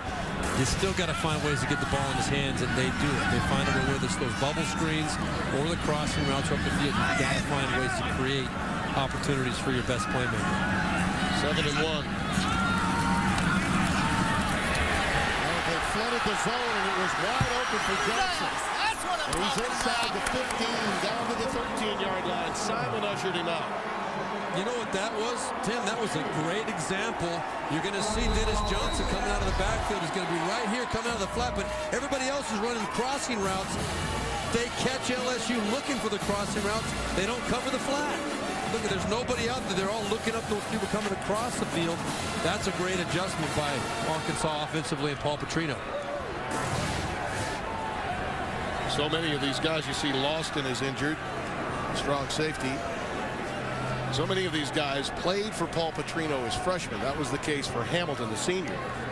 And then he went away, worked with Ron Zook at Illinois, only to come back this year, rejoining the staff as Ron Zook was let go and is now doing some television work for CBS Sports Network, I should add. But I think a lot of these coaches that are back, in the case of Paul Petrino, it's really helping. Kobe Hamilton goes on and on about the relationship he has with Paul and how much better he is as a receiver because Petrino is back this year. Right, and Paul Petrino, when he was here originally, was the receivers coach and was able to really help Kobe Hamilton, and has since he's gotten back this time with his route running, overall maturity as a wide receiver. Arkansas at the 13-yard line, back in the Verizon red zone. And they've been in the red zone once before today and fumbled on their first drive at the 2-yard line. Dennis Johnson let it get away from him. And LSU is a very good red zone defense against what Arkansas would be considered a very average red zone offense this year. Johnson again. Nothing doing into the short side of the field. Running right into Jamarie Rasco, sophomore from Shreveport, Louisiana. Conversation going on between Simon and Dennis Johnson. A lot of these guys know one another well. having played in this rivalry and grown up in places like Texarkana and Shreveport. 2nd and 10.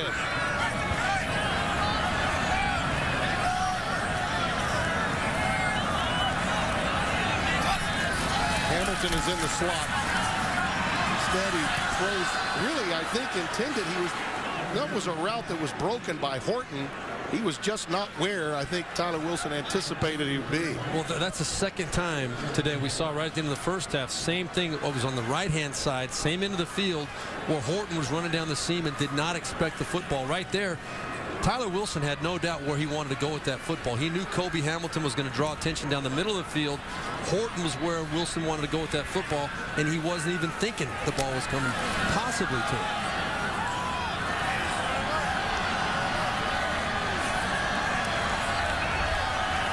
Kel McKay up at the top of your screen. Wilson decides to tuck it. He takes it inside the 10 to about the 9. That's a 4-yard gain. Lamine Barrow takes him out. But this is LSU is very good in the red zone. 70% of the time they hold their opponents to either a field goal or nothing. There's nobody open across the board. Good decision by Tyler Wilson to try and make something happen with his feet. LSU very disciplined on defense all the time, especially in the red zone. This is John Henson, a sophomore from Southlake, Texas, who's come in to replace Zach Hocker for this field goal try. They'll line it up at the 15 as a slight angle left, a 25-yard try. And he boots it through. Finally, something to cheer about for the Arkansas faithful. Senior day here in Arkansas. Kobe Hamilton saying goodbye on what should be his last. Ross Rasner saying goodbye with family on hand. And Tyler Wilson wants to bid a fond farewell with victory. Can the Hogs pull it off? Stay tuned, you'll find out.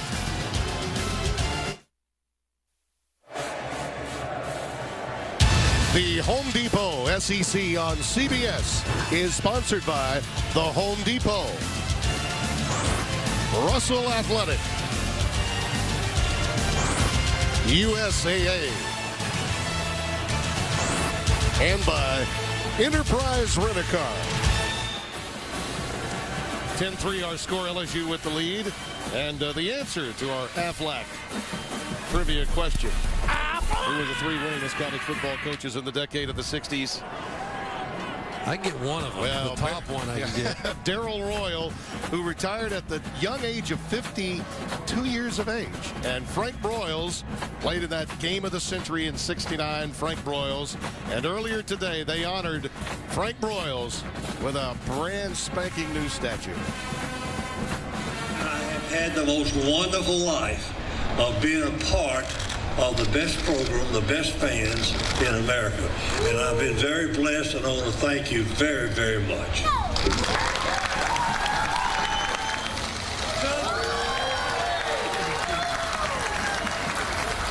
One of his old players, Jim Lindsay there, and this is Frank Broyles Field. Now, she's not every great coach becomes an outstanding administrator. He was both. He built so much of what we see in and around Fayetteville at this outstanding university, and a true leader of men, both on the field, on the gridiron, and from an administrative standpoint as an athletic director for so many years.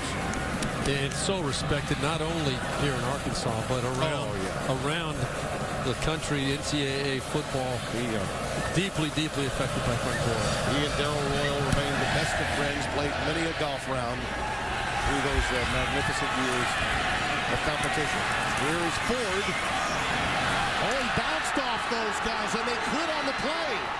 Ford may take this the distance. A little back and forth, and down the sidelines inside the 15-yard line. Arkansas special teams quit on that play, and he made them pay. There's a reason why coaches say play to the whistle. You're exactly right, Timmy. I think that what happened there is that Arkansas, just for a second, they pull up when they think that Ford is going out of bounds. Everybody kind of hesitates, and then he's off to the races, cuts it back. He's got all that field in front of him.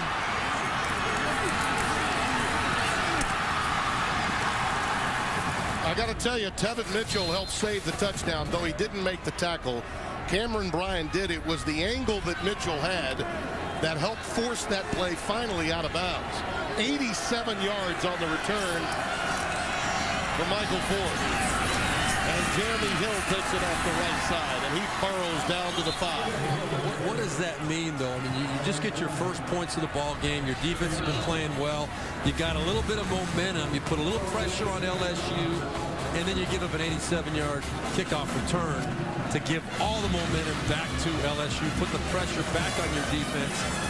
That's why Arkansas has struggled this year. They have not been able to sustain any kind of momentum whatsoever. 9 yards on that pickup. 2nd and 1. Twin tight end look for LSU.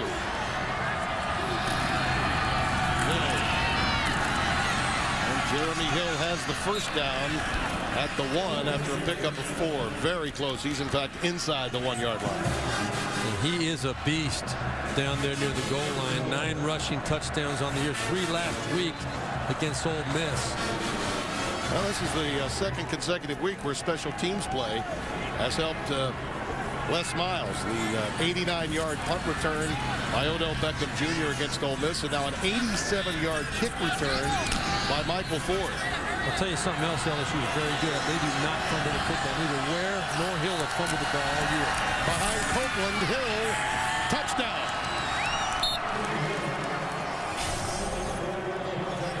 Just follow big number 44. Yeah, big number 44, exactly right. Copeland, the converted defensive end, leads up in there. And Jeremy Hill may only be a freshman, but he's old enough to know that that guy's going to move some people if you stick close to him. He's a one-man convoy. Sure as heck is. And the man that set it up, Michael Ford. High fives abound on the LSU sideline. Palomal with the extra point. Just like that, the Tigers respond with the aid of Ford's kick return. And Arkansas not being able to handle a little cup of success.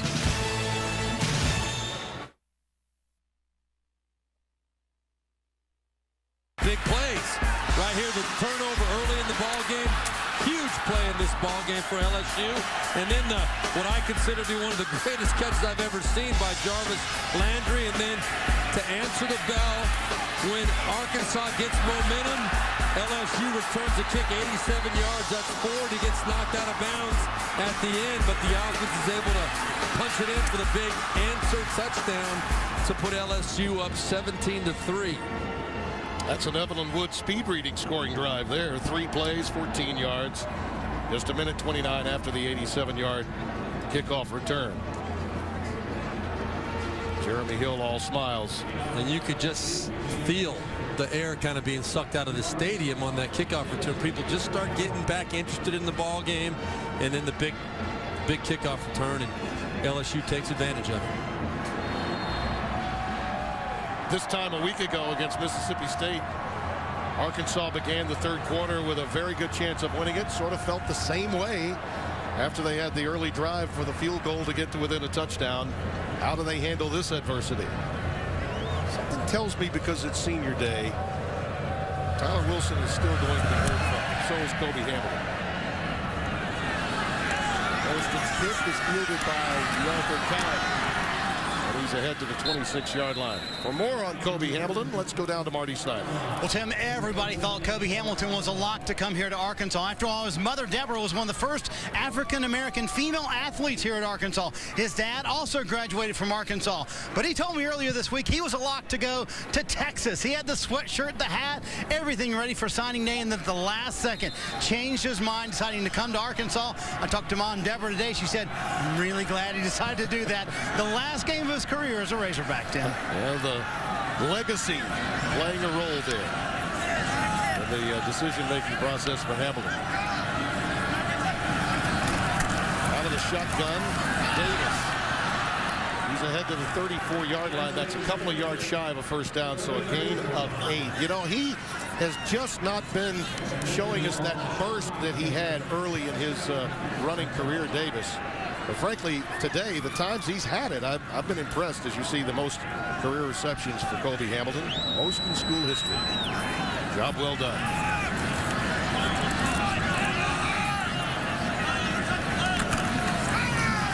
Davis, he's quick today. That's been missing with him in the games that he's been able to play. Another 8-yard pickup for this young man from Missouri City, Texas. That really does look good for Niall Davis. He's right there behind Alvin Bailey, Jason Peacock, finding his hole. But he looks very decisive, very quick, and very confident today. And quite frankly, we have not seen much of that from Niall Davis in the last 2 years. I mean, he carried it 5 times for 6 yards against Mississippi State. Was a total non-factor a week ago.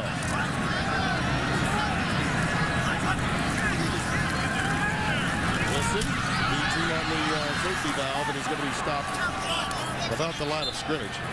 Call it no gain. 2nd and 10. Ronald Martin, number 26, has been very active today. Sophomore from White Castle, Louisiana, had a pick 6 earlier this year in the game against Idaho. And that was a great break on the football. It looked like Niall Davis had a little bit of running room, but you see the athletic ability of this LSU defense. The players across the board can get to that football in a hurry. There you see the numbers on Wilson. And Wilson flushed from the pocket ahead for a yard, and that's all.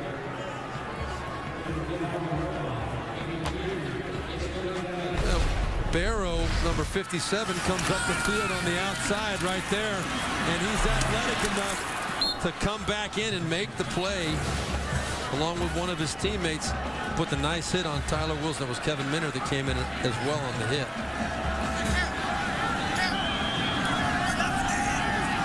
Third down and 8.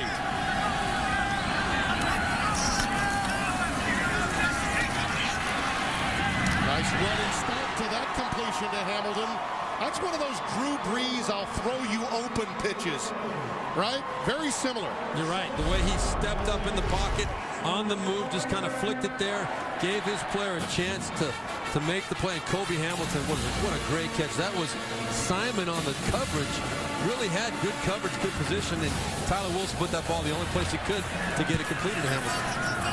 First down for the Razorbacks at the LSU 37-yard line. Davis, that quick burst. He's inside the 30 to the 29. Now to Adam Zucker for this Heisman watch presented by Nissan. All right, thanks, Tim. In a year with no shortage of offensive stars, how about Notre Dame's Manti Te'o? 6 interceptions to go with all those tackles, trying to complete the undefeated season against USC tomorrow. 2 quarterbacks for your consideration, A.J. McCarron and Braxton Miller. Tim? Tyler Wilson, as we come back to live action passes, caught, touchdown, 28 yards. Beautifully thrown and caught by McKay. Well, you were right, Tim. Tyler Wilson is not going to let this day go without a fight. Makes a nice throw to McKay. Spectacular throw and catch, and you had Collins on the coverage in good position. That was true freshman on true freshman. Tyler Wilson very excited that his team was able to step up and answer the bell. Pat on the hat from the quarterback to the defensive player, and the extra point by Henson is good. Yeah, seniors don't want to play their last game. They always feel they got one more play, right, Steve? Back with more right after this. Next Saturday, a BCS title shot in play with the winner of the SEC West, Alabama, LSU, or Texas A&M, takes on Aaron Murray and the third-ranked Georgia Bulldogs in the SEC Championship presented by Dr. Pepper. It all begins with CBS College Football Championship Saturday at Autotrader.com. College football today. There you see our score and scoring drive. 17-10 is the count. 74 yards. And how about this as you look at all 22, Steve? Well, you had true freshman on true freshman. Right here at the top of the screen, you had McKay on Jalen Collins. Great job by Tyler Wilson identifying the man coverage, get the ball up quick. McKay runs right by him. Paul Petrino told us that he was going to try and take shots. at Jalen Collins if he had the opportunity, trying to take advantage of his inexperience. I think Mikhail McKay, a bigger, faster target on the outside. Great execution by Arkansas. Let's not forget also the emergence of Niall Davis in that series, because I think Tyler Wilson loves having number 7 behind him now. I think you're right, and I do think that that's a huge part of it, Tim. That's a great point, because we saw Arkansas committed to the running game more on that drive than we had at any other point during this ball game, and that makes a defense play honest, and it gives you those one-on-one matchups on the outside when you're committed to the run. Hocker is outstanding on kickoffs. This time gets a little bit underneath it, and Ford is again drifting near the sidelines. Wins it back and is stopped at the 10. Only a 4-yard return. The Razorbacks get down there quickly, and Keon Hatcher, number 4, reserve wide receiver, makes the play. I'm not quite sure what Ford was thinking on this kickoff return, running laterally like this across the field. That's one of the biggest no-nos on a kickoff return. You want to get that ball vertical. I know they had probably a right return called, and Keon Hatcher made the nice tackle. If I'm the kickoff returner, I don't try to get all the way across the field in that situation. I get north and south. That's been feast or famine for him. He stepped out at the 6. That maneuver, but in between the 87-yard kick return. It has been interesting, no doubt, with Ford. Where the lone setback, and Mettenberger's pass low, but reeled in at the 15-yard line by Cadron Boone. That's a 5-yard gain. A reminder for LSU to play in the SEC championship. This is what they need. A victory today. Auburn then to beat Alabama. A&M beats Missouri. Then a 3-way divisional tie would lead to LSU winning the tiebreaker by virtue of their victory against Texas A&M. And there you see the pass to Jarvis Landry ahead for 8 yards. I really like this Jarvis Landry. He's only a sophomore, but this guy, it just seems as though as he and Zach Mettenberger get to know each other better and better, they're going to be a lightning combination for another year at least. But this guy is a big playmaker. He makes it look easy. When the football's in his hands, he knows exactly what to do with it. Haven't heard from Travis Dixon today, the tight end in the package, but Landry, as you mentioned, the go-to guy all year. Dixon has checked in at tight end on the right side for LSU. Mettenberger sacked. Again, the backside pressure. Chris Smith. And a loss of 4, a second sack of the day. Well, Chris Smith is the most athletic. You're going to see right here off the edge, just coming straight up the field behind Zach Mettenberger. He does a great job slipping back underneath, under the Dworzak, and the coverage is blanketed across the board. You know, not many chances for Zach Mettenberger to make a throw right there. Good coverage, good pressure by the best defensive player on the Arkansas Razorback team, Chris Smith. 2nd and 14. Mettenberger shoots it for Landry. Boy, that was thrown a little behind him and could have been picked. Triple coverage, really, in traffic with the pass thrown just a little behind him. It was behind him, you're right. And he's lucky it was, because Otha Peters, number 5, the linebacker, was in very good position to make a play on that football. Zach Mettenberger knew the only way to complete it was to put a back shoulder on Jarvis Landry. But that was a very difficult catch. They don't convert here. It's game on. Yeah, you just saw Les Miles, and I think Les Miles has got a lot of concern going on inside his head right now. 3 for 8 on 3rd down conversions. Mettenberger with time. That pass is caught very close to the necessary yardage needed by Odell Beckham Jr. It'll depend upon the spot, and it looks like a right foot spot, which could be enough. It could be. It is going to be very close, Tim, from our perspective up here. Always helps to get a right foot spot. What a great catch by Odell Beckham, though. This ball was thrown low. He had to go to the ground to get it, but really adjusted his body well. Let's see if he got enough. Left foot means short, right foot means enough. You called it. You called it. 14-yard pickup. Well, you're going to see it probably right. He does a nice job finding the hole, giving Zach Mettenberger a spot for that football. Look at that. That ball was low and behind him. Look at this adjustment to bring that ball in before it gets off. That ball's maybe 4 inches off the ground. and he squeezed that thing. No doubt about it. Ruling on the first down is under further review. They might be checking the spot. Maybe checking the spot, yeah. Which certainly you can do. Now that catch, by the way, by Beckham Jr. gives him 57 yards of receiving on the day. Landry's had certainly the biggest highlight of the afternoon with that one-handed grab of his for the touchdown.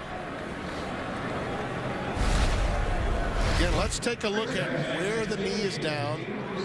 It's where the ball is right there, yep. They might actually be reviewing to see if it was a catch. It looks to me like the hands are underneath, but they might be just wanting to confirm that. Yeah, well, that was definitely a catch. If you wanted to check the spot, I'll listen to you, but that is a catch. I agree. From our perspective right there, it looked like it was two hands on that ball. That is Steve Cragthorpe that's standing next to Les Miles there as they were surveying the situation along the sidelines. I know you had a chance to visit with Steve, a former head coach. After review, ruling on the field stands. First down. Cragthorpe, a former head coach at nearby Tulsa, later at Louisville, only 47 years of age, was diagnosed with Parkinson's disease and gave up his coordinator duties to become a quarterback's coach. Offensive line coach Greg Studrawa moved in as coordinator, but he's really helped Mettenberger these last few weeks. He really has, and he said the key was just for Zach to start having some success. He said the big play was a touchdown throw against Texas A&M 4 weeks back, and since then Zach Mettenberger's been playing with a lot more confidence. Abram Boone was the recipient of that pass against the Aggies, and he was in motion. We're ahead for 2. 2nd and 8 coming up. Stop was made by Jared Green, number 57, senior from Little Rock, Arkansas. Well, you can't say enough about how well this Arkansas defense has played today. Paul Haynes, the defensive coordinator, has got these troops ready to go. He knows the limitations with the inexperience. He said, you know, teams are going to try and identify and find his freshmen. Our job is to make it difficult for them to figure out where we're going to be. Play fake by Mettenberger. Pass intended for Cabron Boone, well defended by Tevin Mitchell. Ball seemed to be batted a bit, may have been deflected by DeQuinte Jones. Well, that's another thing. This Arkansas Pastors, they've had 28 sacks on the year. Pretty respectable number. They've been getting good pressure against this LSU front offensive line. They've been putting pressure on Mettenberger. He's noticed them hanging around him all day. And if there's been a problem with Zach Mettenberger this year, major criticism, it's been the inability to feel pressure off the backside. Right. It's almost like a lack of awareness. He's been pressured pretty consistently today. Dumps it over the middle to Ware. He's got it for a first down. Ahead to the 47. That's a gain of 12. Rasner with the tackle. That's his 10th of the day. Good time for the call to one of your most reliable football players right there. You see Spencer Ware coming out of the backfield. Ball thrown on time, on the money, picking up the first down. Ross Rasner made the tackle. Spencer Ware had already picked up the first down there. Boone and Landry, the wide receivers, set to the top of the screen. Beckham Jr. at the bottom. And it's Ware right up the gut. Nothing doing. A gain of about a yard, and that's all. Tonight on The Late Show, Dave's got Selma Hayek, Nick Offerman, and music from Kiss. Followed by The Late Late Show with Craig Ferguson, only CBS. 2nd and 9 for LSU.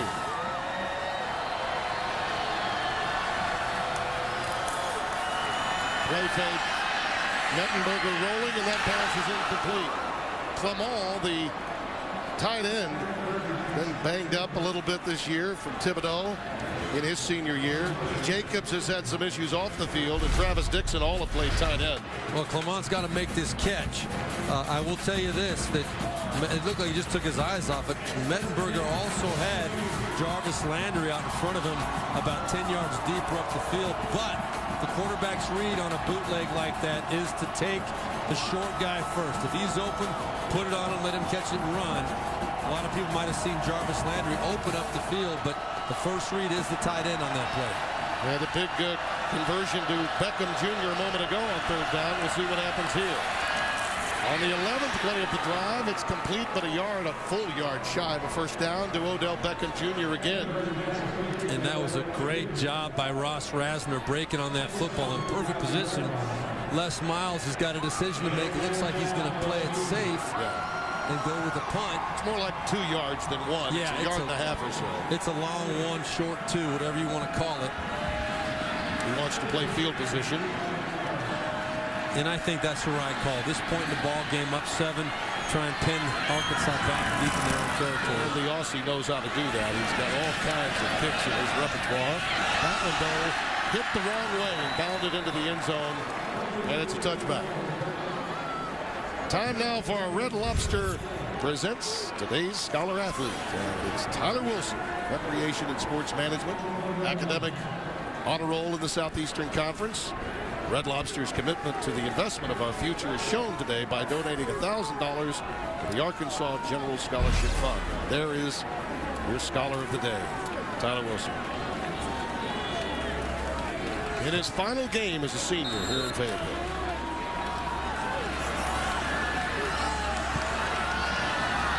That last drive was emblematic of someone who wanted to make his mark on senior day. Well, their 2 drives this year, 16 plays so far, 112 yards, 1 touchdown, 1 field goal, the first 2 drives in the second half. And again, Davis has been very active as a running back. Eric Reed comes in, a little extracurricular activity too as the runner went down. Did we have a flag? I think we may have. Well, we have players down. We have. See if the ball was stripped. That ball was. Oh, and Reed took it right out of the air. He did. Wow. And a couple of LSU players are down on the field. Now, forward progress may have been blown. Perhaps the whistle had been blown. I thought we saw a late flag come down, but in truth, that's a fumble that if the whistle's blown, then he's dead. Forward progress is down. I get that. And forward progress easily could have been the call here. But that ball is coming out when Lamine Barrow and Josh Downs were ripping it out. Let's see if we can hear when the whistle blows. So that's going to be a big part of this whole thing.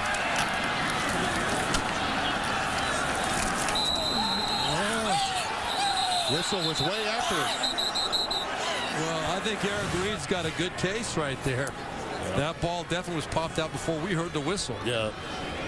But you could make a case, and I think Arkansas's coaches would, without a doubt, his forward progress had been stopped. Forward progress had been stopped. Yeah. But again, the whistle is what officially tells you that forward progress has been stopped. Exactly right, because that was a quick, he was hit and driven backwards. Progress had been stopped, but I don't think that play was over. Meanwhile, Downs and Barrow are the injured Tigers slowly getting up. They did mark the ball dead. Forward progress down before the ball came out, although the whistle, as you certainly heard, did come a bit later. The whistle does not matter as long as forward progress has been stopped. Ruling on the field is that the runner's forward progress was stopped. He was driven back 2 yards, then the ball came out.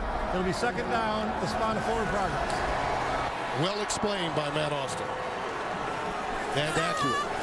Yeah, no doubt. Progress had been stopped. That's a tough call, though. Yeah, I get LSU's point of view on it. No doubt, I do. I get it. 2nd and 7 for the Razorbacks.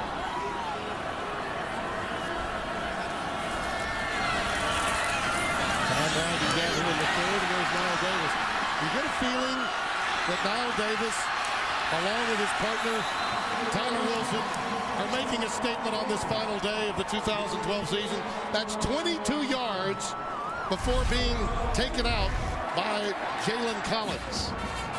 Well, and I think Niall Davis is also trying to maybe raise the expectation level for himself. Next year, he's got a year to come back. Yep. Letting everybody know, don't forget about me. I've still got another year left. Hopefully, we get this thing right. Get healthy and get back in there and make a difference. Nothing much there, perhaps a yard, and that's all. And we've come to the end of the third quarter. It is heating up here in Fayetteville, Arkansas. We'll return to Reynolds Razorback Stadium after this message and a word from your local CBS station. You're watching the Home Depot SEC on CBS.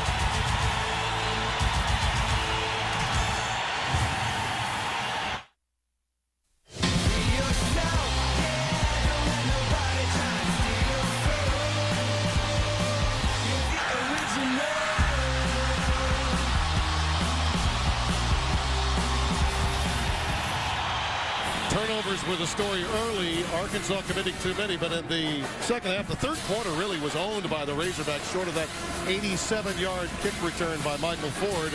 And now a look from our Avis action cam at all of the activity taking place here in Fayetteville, Arkansas. As we open the fourth quarter, Tim Brando, Steve Berline, Marty Snyder down on the field.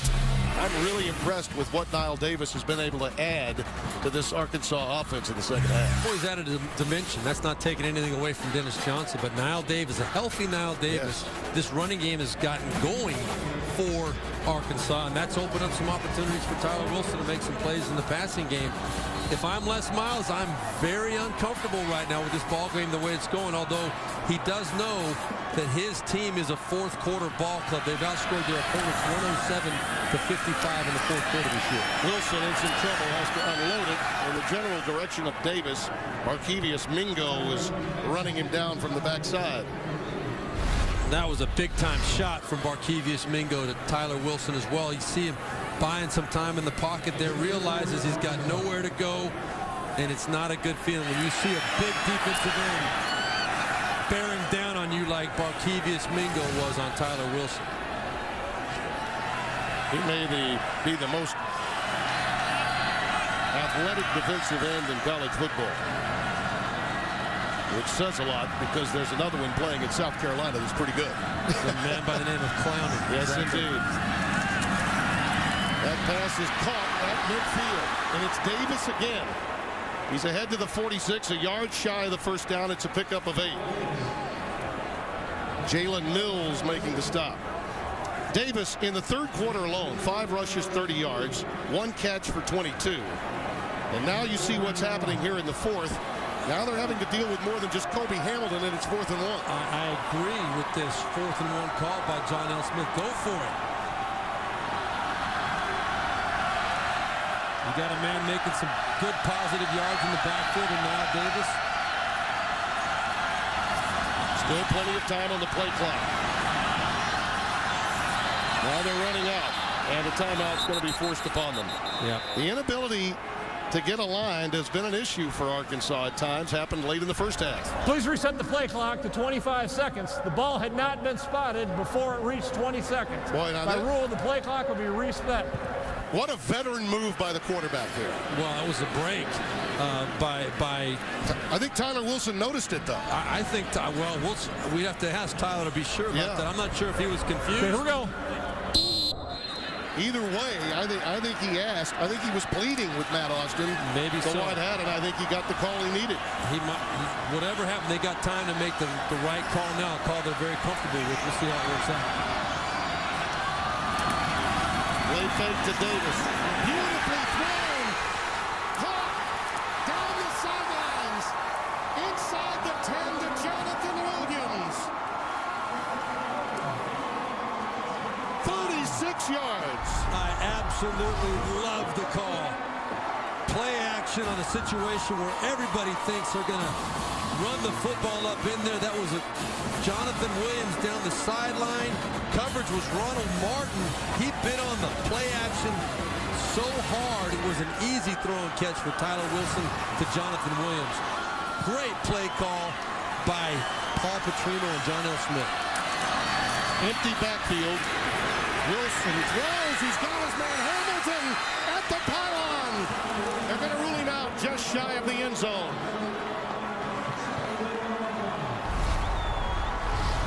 Well, great job of improvising by Tyler Wilson, again coming back and finding Kobe Hamilton surprisingly uncovered on the outside. Definitely had control of that football before he lost control. Lost control after he'd been out of bounds a step or two. But right there, definitely not in the end zone. Definitely under control. Davis, the lone setback. Out of a power eye, really, they play fake again. Now the toss, and it's incomplete. Intended for Morgan Linton, the fullback. Well, he's hurt. So it will be 3rd down from the 1-yard line. And an official timeout to deal with Linton.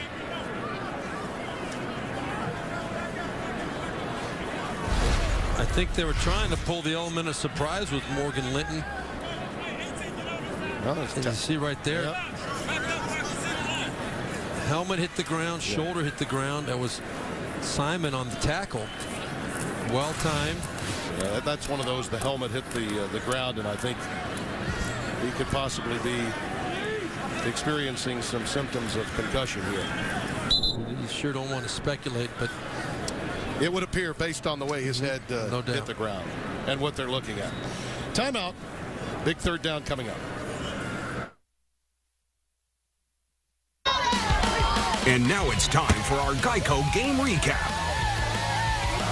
LSU got on the board early with a 49-yarder from Drew Alamaw to make it 3-0. Then Mettenberger to Landry with a one-handed catch to make it 10-0.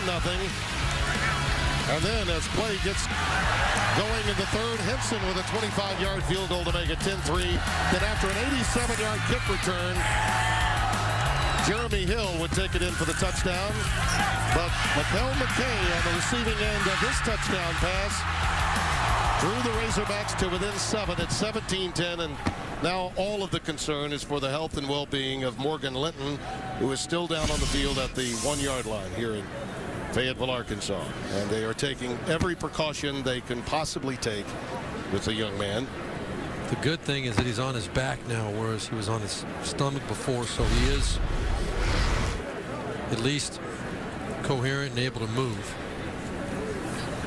Well, the ball comes free there, but as you see his head, once the hit by Simon was made, the back of his head hit flush on the ground.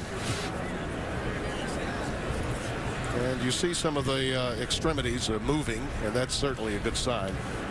But with any blow that deals at the shoulders or above, there is a great deal of concern, and all of the players on both teams kneeling and hoping, praying for the best. And Linton is up, or at least somewhat up.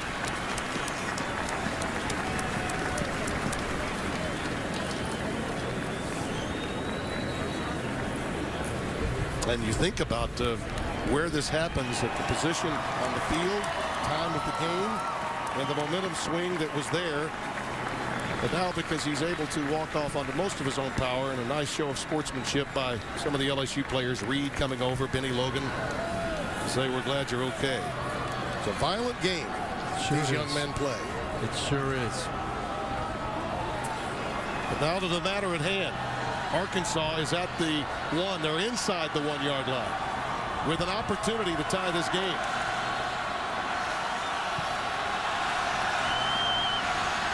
They go with the eye with Davis dotting it. Made in motion. It's a sneak. I don't know. I don't think so. Looks like they're marking him score. Tyler Wilson trying that right side, and it wasn't there. They needed to get about a half a yard. How about that penetration by that defensive front? Great penetration. We can't see where the football is. Or the bottom line is, where is the ball? The ball has to break the plane of the goal line. Got to look at Ego Ferguson there, number 9. He just went right under that. Low man wins in that situation. Well, and I can tell you, too, I was not a great runner back when I played. But I called a few of your games, I remember. I hated quarterback sneaks. Yeah. 4th and goal, and it looks like we're sending the kicker out on the field. Not much strategy to discuss when they're going to take the 3. No, unless there's a consideration of a possible fake here. I would like to see. I mean, what the heck? This is why not? This is the last game of the year for these seniors. Go for the win. Yeah, but you know, this is not an LSU team that's going to light up the scoreboard. I think I'm with you, but you're going to have to score again at some point, and I just say you go for it. Well, I mean, heck, you're inside the 1-yard line. You do have your backup kicker in too. That's another consideration. You're not playing for next week. I think they should go for it instead of kicking the field goal. It will be a 17-yard try with an angle left. And he puts it through. Fans don't like it. I know you disagree with it. Well, you still got to score another touchdown. Yeah, but that would be to win it, not tie it. And LSU's not going to light you up offensively.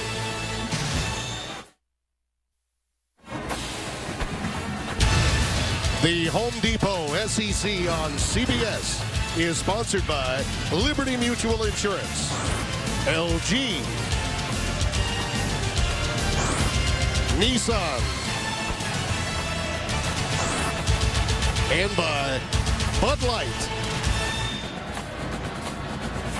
10-play drive, 79 yards, 3:36 off the clock. Henson a 17-yard field goal. And a nice little spirited debate as we went to break. I frankly believe that against an LSU offense, I don't mind the idea of thinking you're going to have multiple possessions and possibly winning the game with either a touchdown or a pair of field goals. LSU's not the kind of team that's going to go up and down the field and score a lot of touchdowns. I don't like it for 1 second. Okay. And I'm telling you, as a player, this Arkansas team is not playing for next week. They're playing for today. Whether you kick a field goal or you don't score, either way, you got to score a touchdown to catch them. I say you go for it. You got 4 to go inside the 1. If you don't get it, they're pinned inside the 1-yard line. You got to score a touchdown anyway. A field goal, you're still 4 points down. I say you go for it, man. Hawker's kick is going to take Ford a few yards deep. He'll keep it in the end zone for the touchback. And don't forget, later in the game, the play of the game presented by Napa Auto Parts. Certainly a candidate for that play would be the Mettenberger touchdown pass. You see him talking with Steve Cragthorpe there, his quarterback's coach. And in many respects, a co-offensive coordinator, albeit without the title, with Greg Stubrawa upstairs and Steve downstairs. Well, it's important now if LSU wants to close this game out. They've got to have a productive offensive series here. Lone setback is Hill. Great penetration by Turner. A.J. Turner shot out of a cannon there. That's a loss. And again, a reminder of what's at stake for the Bayou Bengals. They must win today. Then Auburn needs to beat Alabama tomorrow and A&M to beat Missouri tomorrow. And in the third tiebreaker within the division, with all teams with 2 losses, LSU would be the representative of the Western Division in the SEC Championship. A lot of ifs. But first things first, they've got to win here. Mettenberger down the middle and knocked away. Going for his tight end, Travis Dixon. Let's get an injury update from Marty Snyder downstairs. Quick update on Morgan Linton. He did walk into the locker room under his own power. His parents are in the locker room with him. He's being checked out by Dr. David Clay, the head doctor for Arkansas. Being evaluated at this point. Return will not happen today. All right, Marty, thank you. Key third down coming up here. The huge third down. This is an Arkansas defense that stepped up all day long. Only 228 total yards for LSU.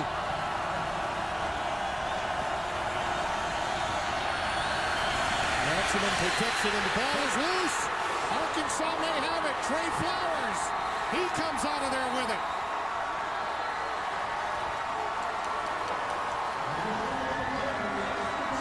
We have a late flag.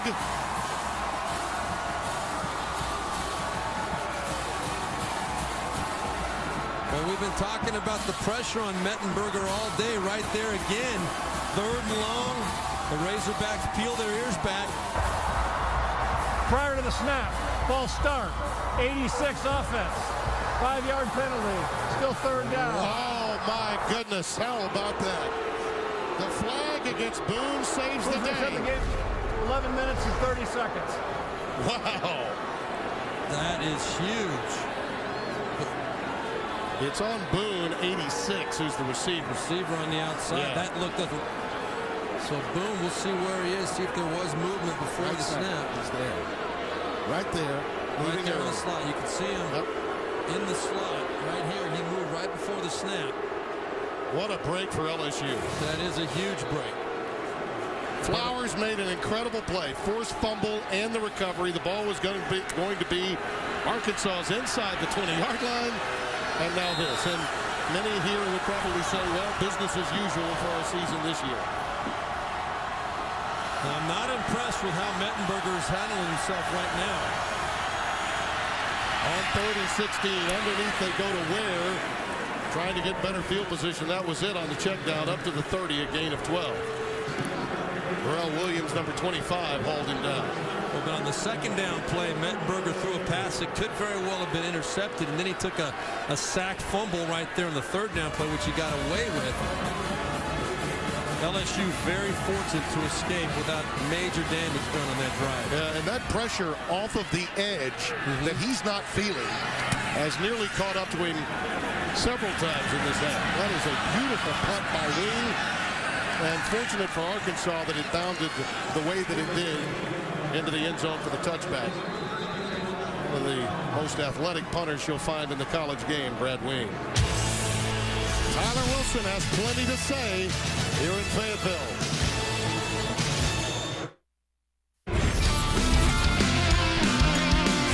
Throwing to the end zone, and it is complete!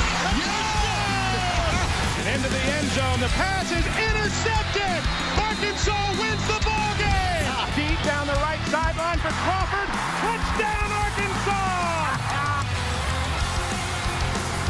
Can Tyler Wilson do what Matt Jones and Casey Dick accomplished prior to his arrival in games against LSU to close out regular season? Well, we're going to find out. Plenty of time on the clock. 10:47 left in the game. Down 4 points. And let's not forget what else is at stake with LSU here, too. I mean, we're talking about BCS bowl positioning as well. Which, absolutely. Aside from all the possibilities of winning the SEC. Yeah, whether they win the division or not, they certainly have an outstanding opportunity, along with Texas A&M. Both are really vying for BCS at-large opportunity. So there really is no excuse to not understand the significance, whether or not Auburn wins tomorrow. See how Niall Davis is used here in this sequence. He's the lone setback. He put it on the ground and got back on top of it. Loss of a couple. Well, that was just a shaky handoff right there. I don't know. Let's see. The ball it was slipping out of Tyler Wilson's hand before he set it in there. Yeah. That one's not all on Niall. Yeah, I don't know whether it was a track problem where Niall was a little further away from Tyler Wilson than he thought he was. But very fortunate there not to lose that football. 2nd and 13. Well, protecting the football has been the problem for Arkansas this year. On the flat, it's Davis. Gets away from one. Simon hauls him down at the 30. That should be a first down. Now let's go to the studio for this John Hancock update. All right, Tim, thanks. West Virginia at risk of losing its 6th in a row for the first time since 1986. Sam Richardson to Quentin Bundridge as Iowa State takes a 21-20 lead. They had trailed 17-7 third quarter in Ames. Tim? All right, Adam. On first down, Wilson. Off the pump fake, delivers it to Hamilton, who is hammered immediately by Micah Eugene. That's a gain of only a yard, and Hamilton is slow to get up. And he looks a little woozy there. Yeah, he landed hard on his head. You watch that Eugene just takes his legs out right from under him, and again, that head into the turf right there. And as cold as it is, and as the sun goes down, it's gone from blustery to downright cold. Yeah. We had a cold front come through after a rainstorm late last night and into the early morning hours. Temperatures at game time were in the high 40s, and they're plummeting by tonight into the 20s. So that turf up is, that field. as it does. Definitely makes it harder. And this is one guy, not that you wish anything negative on anybody. This is one guy that Tyler Wilson cannot afford not to have on that field. It's been a bonus really for Wilson in this second half to have Niall Davis looking like the Davis of old to go along with Kobe Hamilton.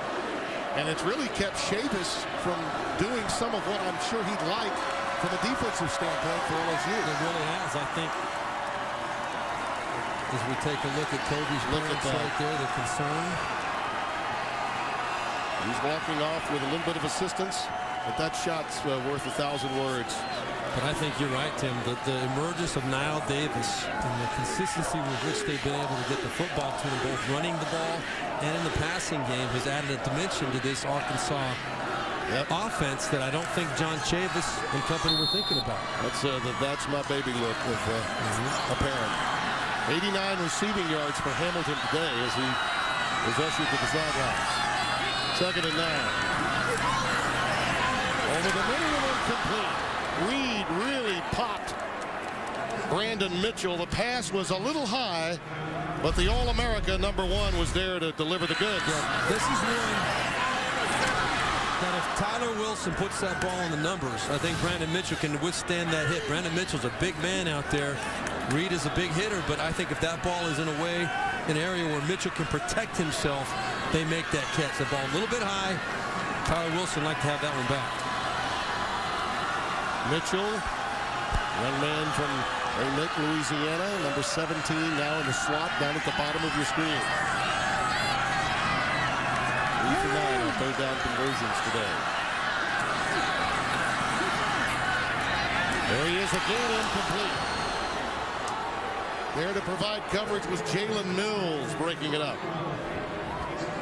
Well, this ball a little bit underthrown, 2 in a row. I don't think it was tipped. Didn't look like it. And that's a ball that actually could have been caught by Brandon Mitchell. A little bit low. I think his own knee knocked it away. Might have been. Yeah. Looked like he definitely got both hands on that football. That's a ball that you'd like to see caught. Breeding will punt it away, and there's Odell Beckham Jr. at his own 25-yard line. Dylan Breeding, 45.7 yards per boot, 2nd in the SEC, 6th in the country. This one's returnable. Or at least it looked like it might be. Boy, did that special teams group react quickly. 46-yard boot, nothing doing on the return. And credit Cameron Bryan, number 47, coming down to make the stop.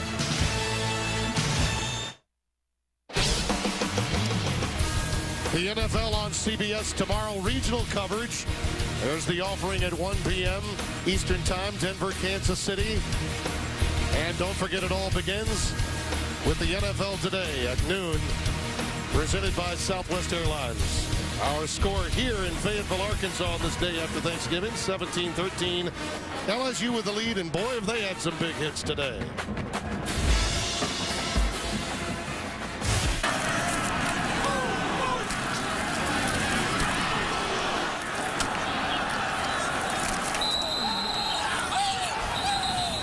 All of those guys, from a defensive standpoint, have made their mark. I felt a couple of those up here. Just watching them again. Huh? That popping scared me. You know, I don't miss that part of it at all. I'll tell you that. Being on the receiving end and hits like that. It was a very uneven series a moment ago for Mettenberger, who has not had the kind of game today that he had in his previous 3. We talked a lot about it this week, Tim. We thought that he was really going to step up and play well. It has not happened today. Beautiful play fake and looking long for Odell Beckham, and he overshoots it. Now, Mettenberger would love to have that one back. Injury update now on Kobe Hamilton from Marty Snyder. 10 minutes, his left ankle, and he had to try to get off the table, the training table, walked around on it. You could see he was still in some pain, got back on the training table. They're rewrapping it, trying everything they can to get him back in the game. Now, they're going to need him in that next series, and you know, along with Davis and Wilson playing their final home games ever in their careers, he would love to leave his mark. Kobe Hamilton will find a way to get on that football field. 2nd and 10. Clement, the tight end, in motion, and will provide extra blocking for Ware, who is hammered by Flowers. It was Trey Flowers that had what appeared to be a forced fumble and recovery prior to Cadron Boone's being called for procedure that saved the day for LSU a few moments ago. He's had a pressure, 9 tackles, tackle for loss. He's been all over the place today. Say what you want. He's had a good football game, period. You're exactly right, Tim. He's been a major factor on that defense that has really played inspired football all day today. Arkansas's outplayed LSU in every facet in the second half. Without the 87-yard kickoff return by Ford, the Tigers will be in a lot of trouble. Mettenberger on third down. Pocket collapses, and so does he. Back at the 7.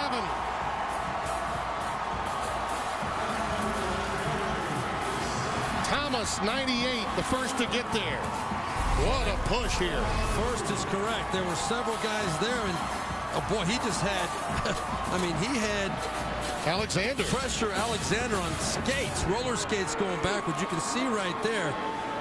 I mean, just a complete domination of the freshman right there. Moved back in the backfield. He just bowled the dozer. Wing to punt it away from his own end zone. Caught. On the seat of your pants, a 54-yard boot by Nate Holmes on the receiving end. And tomorrow on the CBS Sports Spectacular, the big stars hit the track under the stars in Vegas as they slug it out for points and championship positions at the Lucas Oil Off-Road Pro 2 and Pro 4. That's tomorrow at 1:30 Eastern, right here on CBS Sports. 17-13 our score, and our CBS poll results are in. Will Alabama play for the national championship? Again, we've got great cume in the state of Alabama. 76% say yes. 24% say no.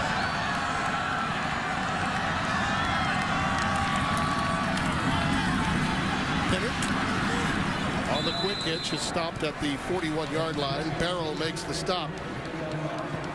Gain of 3 for Brandon Mitchell. Well, this is the time in the ball game now where Tyler Wilson needs to make sure that his teammates keep their poise, keep their cool, keep their composure. He's the senior leader. He's got to be the presence to stabilize this offense. Well, it looks as though Brandon Mitchell's become his favorite target as a wide receiver, other than maybe Lyle Davis as a running back. He was ahead to and may have the first down with the extra effort at the sideline. I believe he's got it. That's a gain of 8 and a first down. Ronald Martin made the stop. Well, Niall Davis really has lifted this team offensively in the second half. They just have a lot more rhythm, a lot more sync to what they're doing out there, directly related to number 7's impact. And we do not see Kobe Hamilton out there at this point. I thought for sure he'd find his way out there at some point. Keep an eye on Mitchell with him out on first down.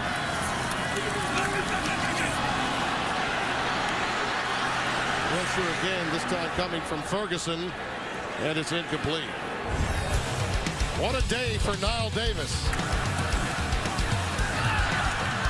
He's done it running the ball up the middle. He's done it bouncing things to the outside. He's made his presence felt in the passing game. A lot of positives, a lot of things to be excited about seeing number 7 healthy. And we also see number 11 on the field now as well, Kobe Hamilton. On the left-hand side of the screen. Good to see him on the football field. There he is. 83 total yards for Davis. Most productive he's been all season. That pass thrown outside, incomplete for McKay. Go back to that conversation we had about the decision to go with a field goal or not. I think the calculated risk Arkansas was making was that their defense had control and LSU's offense was sputtering. And if they could get the 3 when they could, maybe that next drive would not be for a tie, but for a win. Well, I see that. I understand that. I also think that you can justify it either way because you're a touchdown either wins it or ties it. No matter what the situation, you need to score a touchdown, period. Third down and 10. Huge play here for the Razorbacks. Wilson decides to tuck it. But he does slide down at the 45, so it'll be 4th down after the pickup of 6. You got 4 yards to get, maybe a little more than that. What do you think? Well, it's 4th and 4. This is a situation, 6 minutes left. If I'm John L. Smith, I say let's go for it. But they're going to punt it. Wow. And listen to this response. Listen. Now, this is a situation, too, which is totally different than the 4th and goal inside the 1-yard line. Here, I can understand why they want to punt it. You're going to pin LSU back. You've got them backed up in their own end zone. Their offense is playing very cautiously right now. You're going to get the football back one more time if you stop them. It's a 4th and 4, not a gimme by any stretch of the imagination. If it was 4th and 1, I don't think John L. Smith would have hesitated. Reading's punt, beautifully done. And we'll roll dead at the 12. 33-yard boot, exactly what you wanted there. Well, the last 6 national championships belong to the Southeastern Conference. Florida, who got a little help in the last BCS vote, you might recall. After 2 losses, LSU won it. Then Tim Tebow got his. Mark Ingram got the Heisman and the Crystal in 09. Cam Newton led Auburn. And what's happening with them now? As Nick Saban hoisted last year's BCS trophy. And tomorrow you will see Auburn and Alabama in the 77th renewal of the Iron Bowl game. On first down, Hill dots the I for LSU. And the quick pitch, he gets ahead, maybe a yard, and that's all. 2nd and 9. Stop made by Turner. Number 31, who has really played well for the Razorbacks defensively today. Well, if you're Les Miles right now, what you're thinking about is first down. You want to get at least 2 first downs in this situation, not only from a clock standpoint, but a field position standpoint. You want to get that ball out around that 30-yard line in order to pin Arkansas back, make them have 7 yards to go. I'm really curious about play selection in this sequence. 5 defensive backs for Arkansas. Pass is caught by Landry. And I think he may have gotten the first down. Ahead to the 24-yard line. That's a gain of 11. He does. Eric Bennett made the stop. This is a nice throw by Zach Mettenberger. I really like this Jarvis Landry. I mean, look what he does with that football. I've said it before, so I'll say it again. He knows what to do with that football when he gets it in his hands. Some guys, when you see him, you can just tell. He knows where to go with that football. See the clock winding down. Full complement of timeouts for both LSU and Arkansas, each with 3. You notice that in this sequence, Mettenberger's getting the ball out quickly. All these quick pass patterns, not a lot of time for him to not to feel that kind of pressure that he has recently. It goes way off the right side. And he is racked down at the 35-yard line. Another pickup of 11. Rohan gains the stop. Yeah, that was a pretty violent hit by Rohan Gaines. Almost ripped off Spencer Ware's head there. They're going to measure this one. It's close enough to check it out. Yeah, he's actually closer to the 34 than he was the 35 after the spot. Tyler Wilson, no doubt on the horn, talking with Paul Petrino. And a reminder, as we check this particular measurement, in either case, it'll be short yardage. Very short yardage coming up for LSU. Well, a reminder, coming up, it's the Jeep postgame show. Adam Zucker in the studio alongside Archie Manning and Spencer Tillman. The effects of today's game going into tomorrow will be discussed, and all of the other major matchups around college football on this holiday weekend. 2nd down and a yard to go. This Tigers offense has been pretty dormant in the 2nd half.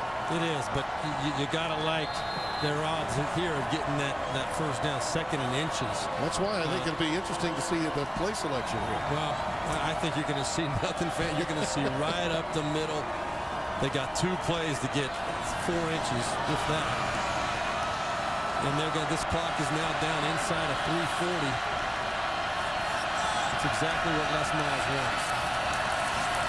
Give it to Copeland, and it looks like this forward progress will get him beyond the 35-yard line for a first down, gain of 2, maybe 3.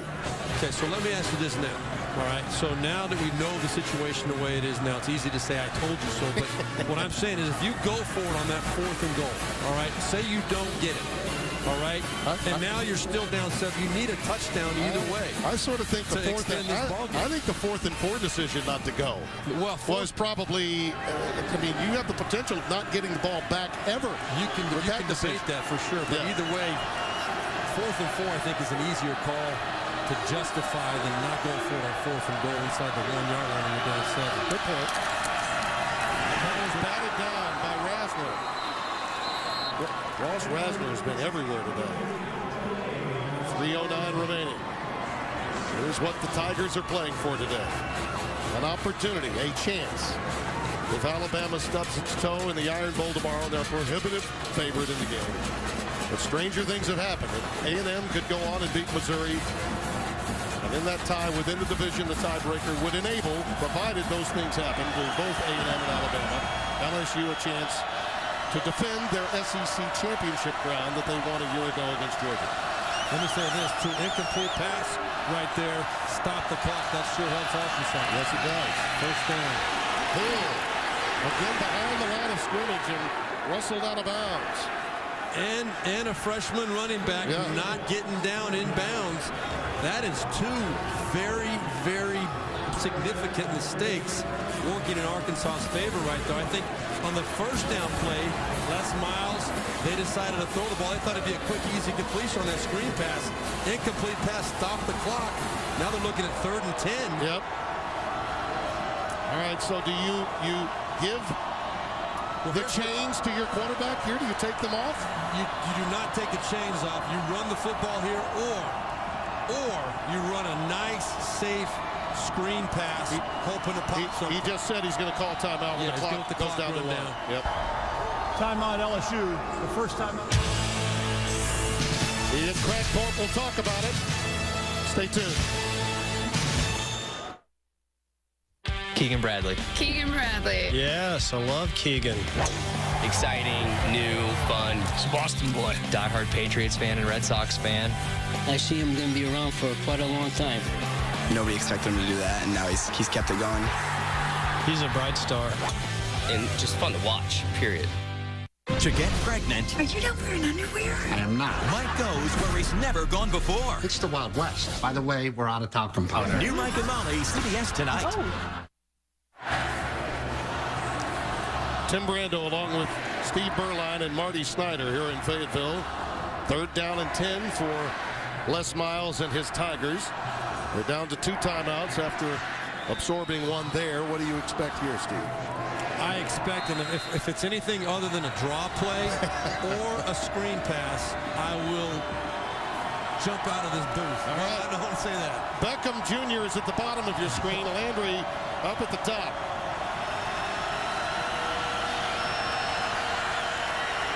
Mettenberger is looking for Beckham Jr.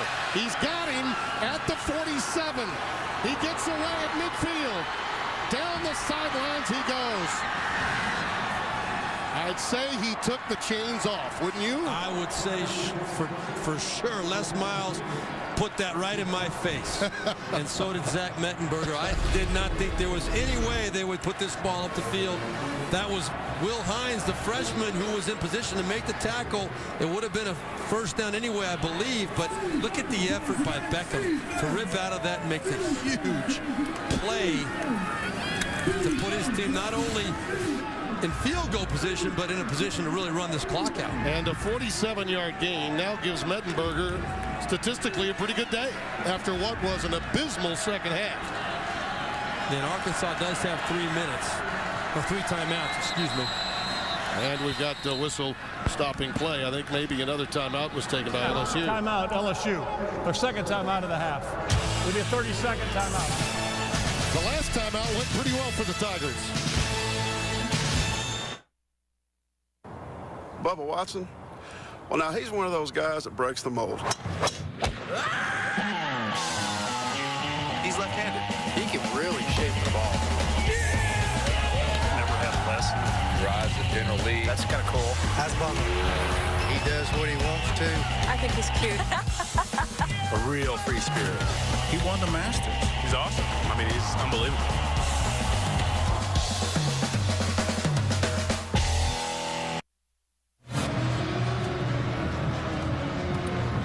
.147 remaining.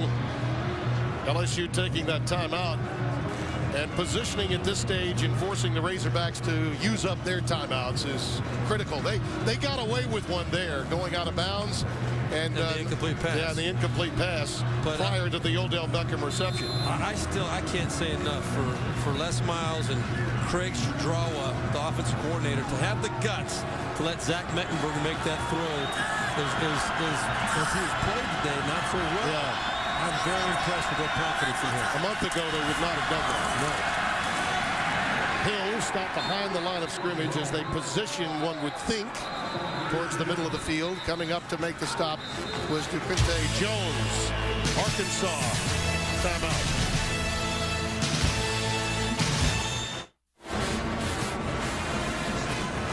A minute 42 remaining in our game. 17-13 LSU. The 7th-ranked Tigers leading the Razorbacks of Arkansas on what is senior day. And at the moment that the Hogs decided to punt on 4th and 4, I'm sure Tyler Wilson couldn't wait to get on the phone, talk with Paul Petrino about that next chance, that next opportunity. Now we have to wonder if there'll even be one. 2nd and 10.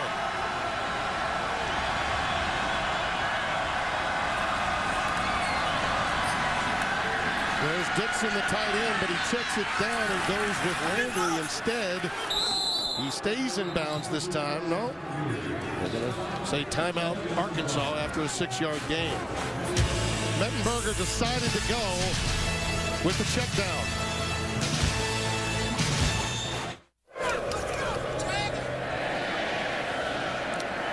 Drew Alama and Hairston both warming up along the sidelines. But let's take a look at this play. The tight end was wide open. Well, he was open, but it was going to be a tough throw. You see Mettenberger rolling out to the right. If he throws it over the top of the corner, you can see Arkansas was getting back in position to maybe make a break on that football. I like Zach Mettenberger's decision right there to take the easy completion, let the clock run, pick up 6 yards. Did he have a shot at his tight end? It would have had to have been a really good throw, and I think the risk of an incompletion was too great. Discretion, the better part of that. I think 100% right. Good toss again into Hill. He moves it towards the middle of the field again. Rasner the stop, only a gain of a yard. Now here's the good news for Arkansas. Either way, they still got to score a touchdown. Yeah. In all likelihood.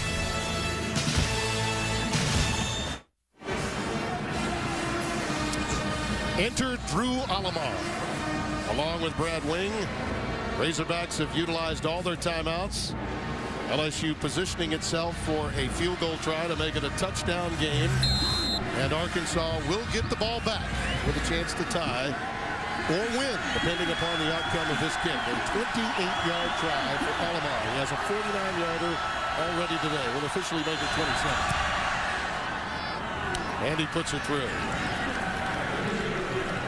1:26 left. The Razorbacks will have their chance. And I'm sure, having spoken to Tyler Wilson earlier this week, if you had said, we'll give you the ball, no timeouts, but a minute 26 left, give it a go, he would have taken it in a heartbeat. No doubt about it. I think this is a situation that he probably has dreamt of a lot this week, many times throughout the course of his life. But this game, the meaning is not there in terms of what it means in terms of their overall success as a football team. But as far as what this game means to him and to the seniors of this class, right now you see the day that he's had. 300 yards, 1 touchdown, 1 interception. But he wants the opportunity to try and tie this ball game up, have a chance to win it. A lot of people thought he was out of order after that Alabama game in which he did not play, when he called out his teammates and said they quit. Well, there was no remnants of that in the aftermath, because he was truly the leader of this team. And they have responded, and even with all of the issues around the club and the future of the program, and Jeff Long's got a decision to make as to who the next head football coach will be, the one constant has been Tyler Wilson. He has been, and I think if it was anybody else, there would have been a problem. Yeah. But I think Tyler Wilson, with the way he's respected in this organization by all the players, by the coaches, by his teammates, he can make that kind of a statement because they know where he's coming from with it and what his intention was. Yeah, this is an organization and school that has got a real tough decision to make. But their quarterback has been the leader of this program all season long. Dennis Johnson's back deep. And he's had many a kick return for distance in his past from the 1. Stays alive and bolts ahead to the 21, maybe the 22-yard line. 19 yards on the return. There's been magic in this game in the past for the Razorbacks. There has been no timeouts. That's the key stat right now. We've got 78 yards to go, minute 19. I expect LSU to play a soft zone coverage, and they're gonna give them passes down the middle of the field, knowing that Arkansas has to score a touchdown. Let them have the short completions over the middle. Keep the clock running. Just 3 rushing for LSU. Hamilton's got it and is ahead to the 29-yard line. Now, the first priority for Arkansas is just to get within range where they have a chance at a Hail Mary into the end zone. That's the #1 priority for them. Clock continues to run. 2nd and 3. That pass is caught. Stayed in bounds. Yeah, that was a mistake by Javonte Herndon. He should have gone out of bounds. But he does get the first down to stop the clock. Well, it was a great job by Jalen Mills, the freshman quarterback, diving in front of him, protecting the sideline, forcing him to stay in bounds to try and avoid the hit. 53 seconds left. Incomplete. Pass was intended for Herndon. Now remember, LSU was trying to protect the lead just a few weeks ago in prime time, and they played a very soft prevent look and enabled a couple of key passes for A.J. McCarron to be completed. Then suddenly, John Chavis decided to come with pressure, and when he did, A.J. McCarron threw what turned out to be a touchdown pass to T.J. Yeldon that was the difference in what really is the SEC Western Division Championship at this stage. It was a screen pass at the right time. They had the right play called at the right time. Let's see what John Chavis decides to dial up here on 2nd down. Wilson intended for Mitchell. That was overthrown a bit, and Harold Simon thought he had a shot at a pick. Yeah, I have not been overly impressed with Arkansas receivers up the seam today. There seems to be a little bit of a disconnect between them and Tyler Wilson. They've taken several shots, but have not really been close to completing many of them. And LSU is doing exactly what you expect. They would love to have Arkansas take the completions over the middle, not give up the big play, and stop the clock on the outside. 3rd and 10. Dennis Johnson, the lone setback. Wilson's pass was batted down. May have kept flown out of his hand a little too soon, too. I think it slipped to some extent. Yeah, I think he was trying to hang on to it, pull it back. Yeah, pump fake that went the wrong way. And now you're down to this. 4th and 10 with 35 seconds left. And your ball game and your season for Arkansas will end if you don't convert. And we do not see Kobe Hamilton on the field right now. 6 defensive backs for the Tigers. Pass is caught. That's Mitchell. He does have the first down. On the check down and a crossing pattern again. That's been their bread and butter all day. Yep. Clock stops with 27 seconds left. I'll tell you, he did have a shot at Julian Horton up the seam on that one, the way LSU played it. But the first down was the #1 priority. Wilson needs some help and decides instead to step out of bounds with 14 seconds left at the 41. Now, the good news is that does give him, from a field position standpoint, 2 shots at the end zone. Right, and he's in position now where you're looking at a 50-yard pass, basically about a 47 to 50-yard pass to get that ball in the end zone. Tyler Wilson's got plenty of arm strength for that, and that's what I would expect him to do here. I think you take 2 shots at it. Hamilton is in the game, but he's hobbling. Down here at the bottom, that's Kobe Hamilton, excuse me. Johnson in motion. We've got some premature movement. Benny Logan coming over. But was he deked by Tyler Deacon, the guard? Number 76 may have been guilty of procedure. Matt Austin will clear it up for us. Well, the question here, too, is do you want to take 2 shots at the end zone, which is what I would prefer to see. Dead ball, snap infraction, 64 offense, 5-yard penalty, still 2nd down. It was Travis Swanson, the center, that was guilty. He moved the football. And a heads-up move really by Benny Logan. Benny Logan saw it. Now, 2 shots at the end zone, or you take a completion, try to get yourself closer to the end zone. Over the middle, the pass is caught. Inside the 20 at the 18-yard line. Horton, 27 yards the pickup. They're going to clock it, and they're going to get 1 shot at the end zone. How about that catch? You talked about down the seam, and Horton, that was the best one thrown all day down the seam. But again, LSU, I think, was giving them that.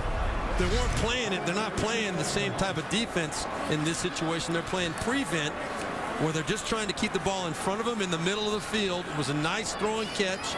It gives them one shot at the end zone. Okay. You've got a hobbled Kobe Hamilton. Dennis Johnson is out there. Which direction do you go if you're Tyler Wilson? Your two big receivers are Mikhail McKay and Brandon Mitchell. Your go-to guy has been Kobe Mitchell the whole time. Wilson, his last throw as a quarterback at Arkansas, incomplete. And the LSU Tigers have defeated the Arkansas Razorbacks. Mikhail McKay was the intended receiver. 20-13 our final score, and a gallant effort on the part of the Razorbacks on that final drive. Yeah, they fought their guts out right here. Tyler Wilson, you know, you're in a situation where you just don't have many options. Somebody's got to make a play. That was Mikhail McKay, who was attempting to throw that football to. Just not to be today for Arkansas. LSU moves to 10-2 on the season and awaits the outcome of Auburn and Alabama and Missouri and Texas A&M tomorrow. Time now for our Russell Athletic Player of the Game, presented by Russell Athletic. This was one remarkable player. Jarvis Landry, 8 catches, 75 yards, and the touchdown catch was something to behold in the first half. Truly an incredible catch. Yeah, it really was. So the Tigers have taken care of their part of the bargain by winning today 20-13 here in Fayetteville. And now it's time for our Napa Play of the Game, presented by Napa Auto Parts. And it was made by the Player of the Game, Jarvis Landry. Surprise, this is the one. They'll be showing it on highlights all week long. What a great catch by Jarvis Landry. One hand, complete control, big time play. Enjoyed it, Steve. Man, that was a fun one for Steve Berline and Marty Snyder. Tim Brando saying so long from Fayetteville. Our final 20-13 tomorrow. The Home Depot SEC on CBS. Alabama tangles with Auburn in the 77th annual Iron Bowl. Coming up next, it's the Jeep postgame show. Adam Zucker, Spencer Tillman, Archie Manning. This has been a presentation of CBS Sports, home of the SEC Championship.